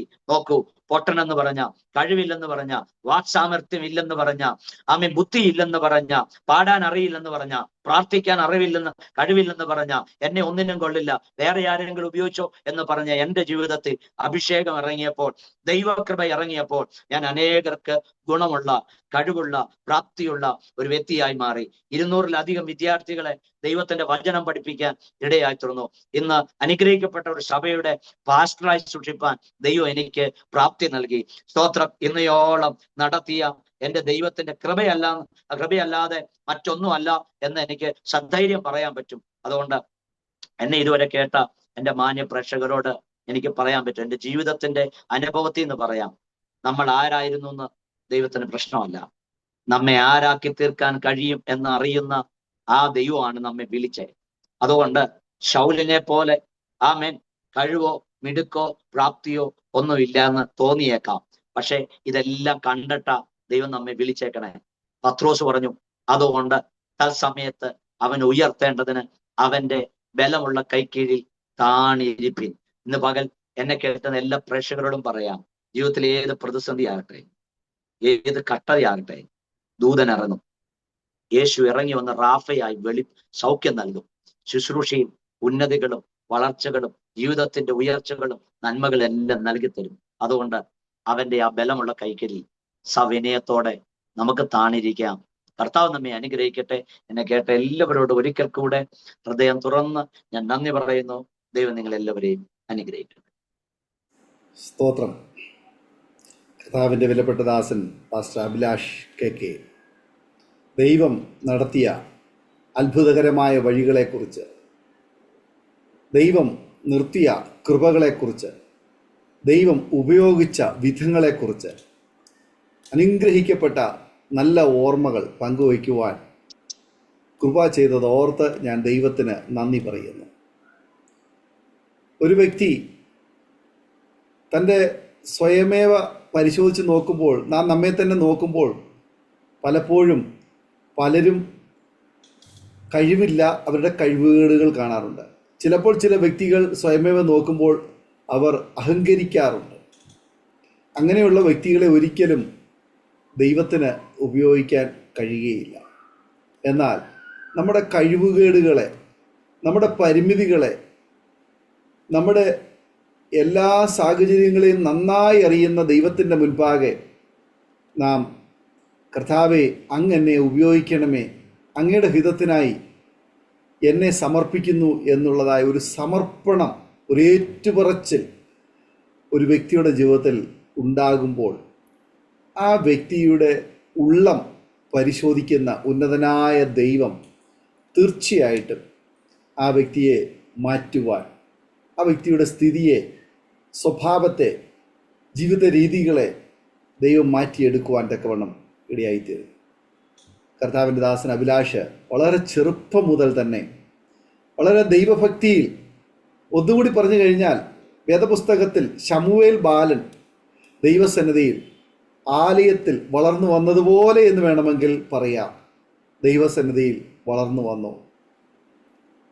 ദൈവം എപ്രകാരം ഏതെല്ലാം മേഖലകളിൽ ശമൂവേലിനെ വളർത്തിക്കൊണ്ടുവന്ന് ഇസ്രായേൽ രാജ്യത്തിൻ്റെ ഒരു പ്രവാചകനാക്കി ദൈവം ഉപയോഗിക്കുവാൻ, നിയോഗിക്കുവാൻ, അഭിഷേകം ചെയ്യുവാൻ ഇടയായിത്തീർന്നു. അനേകരെ അഭിഷേകം ചെയ്യുവാൻ, ഇവൻ ദാവീദ് രാജാവിനെ അല്ലെങ്കിൽ ശൗലിനെ ഇസ്രായേലിന് അഭിഷേകം ചെയ്യുവാൻ വേണ്ടി ദൈവം ഉപയോഗിച്ച ഒരു അഭിഷിക്തനായിട്ട് ശമൂവേലിനെ ദൈവം മാറ്റിയെടുത്തതുപോലെ പ്രിയ അഭിലാഷ് എന്ന് പറയുന്ന വ്യക്തിയെ ദൈവത്തിൻ്റെ അഭിഷിക്തനായ, അല്ലെങ്കിൽ അനേകരെ കർത്താവിന് വേണ്ടിയിട്ട് ശുശ്രൂഷയുടെ മണ്ഡലങ്ങളിലേക്ക് ഇന്ന് ഒരുക്കിയെടുക്കുവാൻ ദൈവം ഉപയോഗിക്കുന്നു എന്ന് കേൾക്കുവാൻ കഴിഞ്ഞത് ഓർത്ത് കർത്താവിന് സ്തോത്രം ചെയ്യുന്നു. അപ്പോൾ തന്നെ വളരെ ചെറുപ്പത്തിൽ തന്നെ പല ആരോഗ്യ പ്രശ്നങ്ങൾ, ബോൺ TB തുടങ്ങിയ അസ്ഥി ദ്രവിച്ചു പോകുന്ന, നട്ടല്, അതുപോലെ ഹിപ്പ്, ഏണ് ഒക്കെ പൊടിഞ്ഞു പോയ ആ അപൂർവം രോഗം പിടിപെട്ട് ആ രോഗിയായി തീർന്ന അവസ്ഥയിൽ വൈദ്യശാസ്ത്രപ്രകാരം ഡോക്ടർമാർ വിധി എഴുതി ഇനി ജീവിച്ചിരിക്കേയില്ല, കുറച്ച് ദിവസം കൂടി ഇങ്ങനെ കിടന്നിട്ട് മരിച്ചു പോകും എന്ന് വിധി എഴുതിയപ്പോൾ, അതെ, വൈദ്യശാസ്ത്രത്തിൻ്റെ ഒരു റിപ്പോർട്ട് ഒരു വശം, കൂട്ടുകാരും നാട്ടുകാരും വീട്ടുകാരും കണ്ണിൽ നോക്കി എന്ത് സംഭവിക്കുമെന്ന് വിചാരിച്ച് ചോദ്യചിഹ്നങ്ങളുമായി മുൻപിൽ നിൽക്കുമ്പോൾ അത്യുന്നതൻ്റെ ശക്തി ആ ശരീരത്തിൽ അവിടെ ഇറങ്ങി വ്യാപരിക്കാൻ തുടങ്ങി. ഈ അസ്ഥികൾ ജീവിക്കുമോ എന്ന് യെഹെസ്കേൽ പ്രവാചകനോടുള്ളതായ ചോദ്യത്തിന് മുൻപാകെ കർത്താവെ നീ അറിയുന്നു എന്ന് പറഞ്ഞ് യെഹെസ്കേൽ നിന്നു കൊടുത്തതുപോലെ കർത്താവിൻ്റെ കരങ്ങളിൽ ഏൽപ്പിച്ചു കൊടുത്തപ്പോൾ ആ അസ്ഥികളൊക്കെ ജീവൻ പ്രാപിച്ച്, ബലം പ്രാപിച്ച് ആ ശരീരത്തിൽ മുഴുവനും ആ സൗഖ്യം വ്യാപരിക്കുവാൻ ഇടയായിത്തീർന്നു. അത് ശരീരത്തിൽ മാത്രമല്ല സൗഖ്യമായി വ്യാപരിച്ചത്, അത് ആത്മമണ്ഡലത്തിലും സൗഖ്യം പ്രാപിച്ചു, ശരീരമണ്ഡലത്തിൽ മുഴുവനും സൗഖ്യമായി വ്യാപരിച്ചു.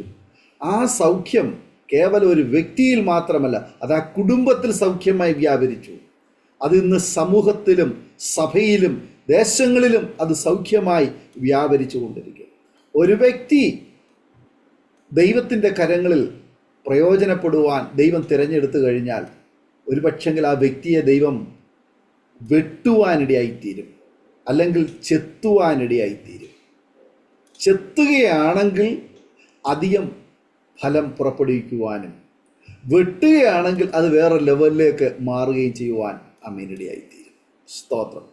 കർത്താവിൻ്റെ ദാസനെ ദൈവം ചെത്തി വെടിപ്പാക്കി ഏറെ ഫലം പുറപ്പെടുവിക്കുവാൻ തക്കവണ്ണം ദൈവം രൂപപ്പെടുത്തിയതായ അത്ഭുത സാക്ഷ്യം കേൾക്കുവാൻ കഴിഞ്ഞതോർത്ത് ഞാൻ ദൈവത്തിന് സ്തോത്രം ചെയ്യുന്നു.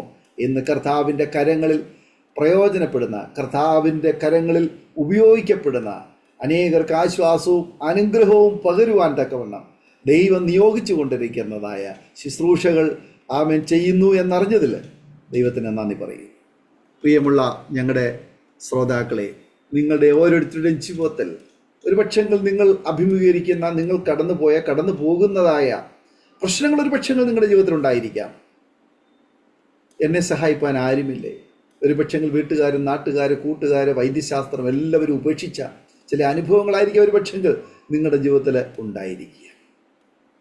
പല രോഗങ്ങൾ, ഒരുപക്ഷെങ്കിൽ നിങ്ങൾ പല പരിശോധനകളുടെ ഫലമായിട്ട് ഇന്ന രോഗിയാണ്, ഇന്ന രോഗത്താൽ ഭാരപ്പെടുന്ന വ്യക്തിയാണ് എന്ന് ഒരുപക്ഷെ വലിയൊരു ഫയല്, ഒരു സർട്ടിഫിക്കറ്റ് നിങ്ങളുടെ കൈവശമുണ്ടായിരിക്കും. പക്ഷേ കർത്താവിന് പ്രവർത്തിക്കുവാനുള്ളൊരു അവസരം നിങ്ങളുടെ ജീവിതത്തിൽ നിങ്ങൾ കൊടുക്കുകയാണെങ്കിൽ, അനുഭവത്തിൻ്റെ വെളിച്ചത്തിൽ പറയട്ടെ, ദൈവം ആമേൻ അതൊരു അത്ഭുത സാക്ഷ്യമാക്കി മാറ്റുവാനിടയായിത്തീരും. അത് വലിയൊരു അത്ഭുത സാക്ഷ്യമാക്കി മാറ്റുവാനിടയായിത്തീരും. അതുകൊണ്ട് ഈ സന്ദേശം കേട്ടതിന് ശേഷം ദൈവസന്നിധിയിൽ ഒരു തീരുമാനത്തിലേക്ക്, ഒരു സമർപ്പണത്തിലേക്ക്, കർത്താവേ അങ്ങ് എന്നെ തൊടണം, എൻ്റെ ഇനിയുള്ള ആയുസ്, ഇനിയുള്ള അവസരം, ഞാൻ ഈ രോഗക്കിടക്ക വിട്ട്, ഈ ഫയൽ എടുത്ത് കളഞ്ഞ്, ഈ മരുന്ന് കൂടെടുത്ത് കളഞ്ഞിട്ട്, കർത്താവേ ഞാൻ അങ്ങ് ആഗ്രഹിക്കുന്നത് പോലെ അങ്ങയ്ക്ക് വേണ്ടി സാക്ഷ്യം വഹിക്കുന്ന ഒരു പാത്രമായി എന്നെ ഉപയോഗിക്കണമേ എന്ന് പ്രാർത്ഥിക്കുവാൻ ആര് തയ്യാറാകും? നിങ്ങൾക്ക് വേണ്ടി പ്രാർത്ഥിക്കാൻ പോവുക.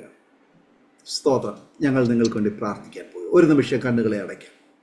ദൈവമേ, ആ കരം ഒന്ന് നീട്ടിക്കാട്ടെ. ദൈവസന്നിധിയിൽ നിങ്ങൾ ഏത് പ്രശ്നത്തിൻ്റെ നടുവിൽ കൂടെ കടന്നു പോകുന്ന വ്യക്തിയായിരുന്നാലും, ഏത് രോഗത്തിൻ്റെ നടുവിലൂടെ കടന്നു പോകുന്ന വ്യക്തിയായിരുന്നാലും, സാമ്പത്തിക തകർച്ചയുടെ നടുവിൽ, കടബാധ്യതകൾ, ജപ്തി നടപടികൾ, അതുപോലെ കുടുംബ പ്രശ്നങ്ങൾ, കുഞ്ഞുങ്ങളെക്കുറിച്ചുള്ള പ്രശ്നങ്ങൾ, മദ്യം, മയക്കുമരുന്ന്, ലഹരി വസ്തുക്കളുടെ ഉപഭോഗം തുടങ്ങി ജീവിതത്തിൽ തകർച്ചയുടെ തരിപ്പണമായി നിൽക്കുന്ന മണ്ഡലത്തിൽ, അല്ലെങ്കിൽ മരണം മാത്രമാണ് ഇനി ശേഷിക്കുന്നത്, അല്ലെങ്കിൽ ഡിവോഴ്സ് മാത്രമാണ് ഇനി ശേഷിക്കുന്നത്, ഭർത്താവിൻ്റെ ദുശ്ശീലങ്ങൾ, ഭാര്യയുടെ സ്വഭാവ ദൂഷ്യങ്ങൾ, മക്കളുടെ സ്വഭാവ ദൂഷ്യങ്ങൾ ഒക്കെ തകർന്ന കുടുംബങ്ങൾ, എത്രയോ പ്രിയമുള്ളവരെ, ഒരു നിമിഷം ഇടവിൽ നിൽക്കൂ, കണ്ണുനീരൊഴുക്കൂ, പ്രാർത്ഥിക്കൂ. മാതാവേ, പിതാവേ, സഹോദരങ്ങളെ, നമുക്ക് ഒരുമിച്ച് പ്രാർത്ഥിക്കാം. നിങ്ങളുടെ പ്രശ്നം അതൊരു ദൈവ പ്രവൃത്തിക്ക് വേണ്ടി ദൈവം അയച്ച വിഷയമാണ് എന്ന് തിരിച്ചറിഞ്ഞ്, ദൈവത്തിന് മാത്രമേ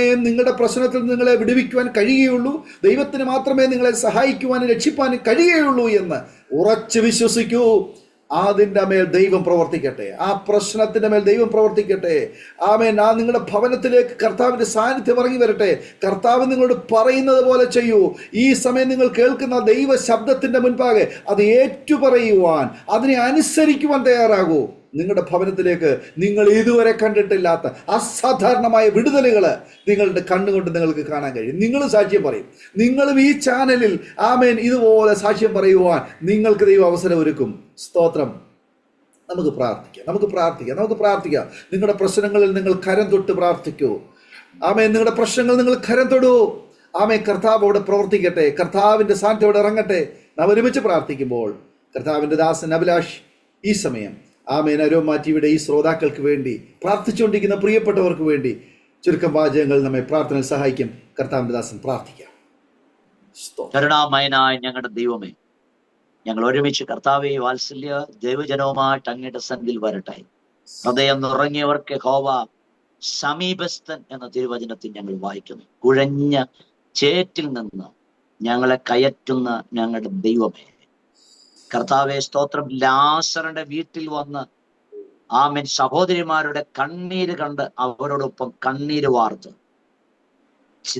ആമേൻ മരിച്ച് നാറ്റം വമിച്ച് അനുഭവത്തിൽ നിന്ന് ലാസറേ പുറത്തു വരാൻ പറഞ്ഞപ്പോൾ ആ ശബ്ദത്തിന്റെ മുമ്പിൽ മരിച്ച ജീർണിച്ച അവയവങ്ങൾക്ക് ജീവൻ വെച്ച് ആമേൻ പുറത്തു വന്നതുപോലെ ഇന്ന് പകൽ ജീവിതത്തിന്റെ ജീർണതകളിലൂടെ കടന്നു പോകുന്ന ഞങ്ങളുടെ പ്രിയമുള്ളവരുടെ സകല വിഷയങ്ങളെ ഞങ്ങളുടെ കരങ്ങളിൽ ഏൽപ്പിക്കട്ടെ. കുടുംബജീവിതങ്ങളിൽ ഒരു വലിയ സ്വസ്ഥത യേശുവിന്റെ നാമത്തിൽ ഉണ്ടാകട്ടെ. കുഞ്ഞുങ്ങളുടെ ഭാവി യേശുവിന്റെ നാമത്തിൽ അനുഗ്രഹിക്കപ്പെടട്ടെ. അവരുടെ കോഴ്സുകൾ പൂർത്തീകരിക്കപ്പെടട്ടെ. യേശുവിന്റെ നാമത്തിൽ അവരുടെ യാത്രയിൽ എല്ലാ തടസ്സങ്ങളും മാറിപ്പോകട്ടെ.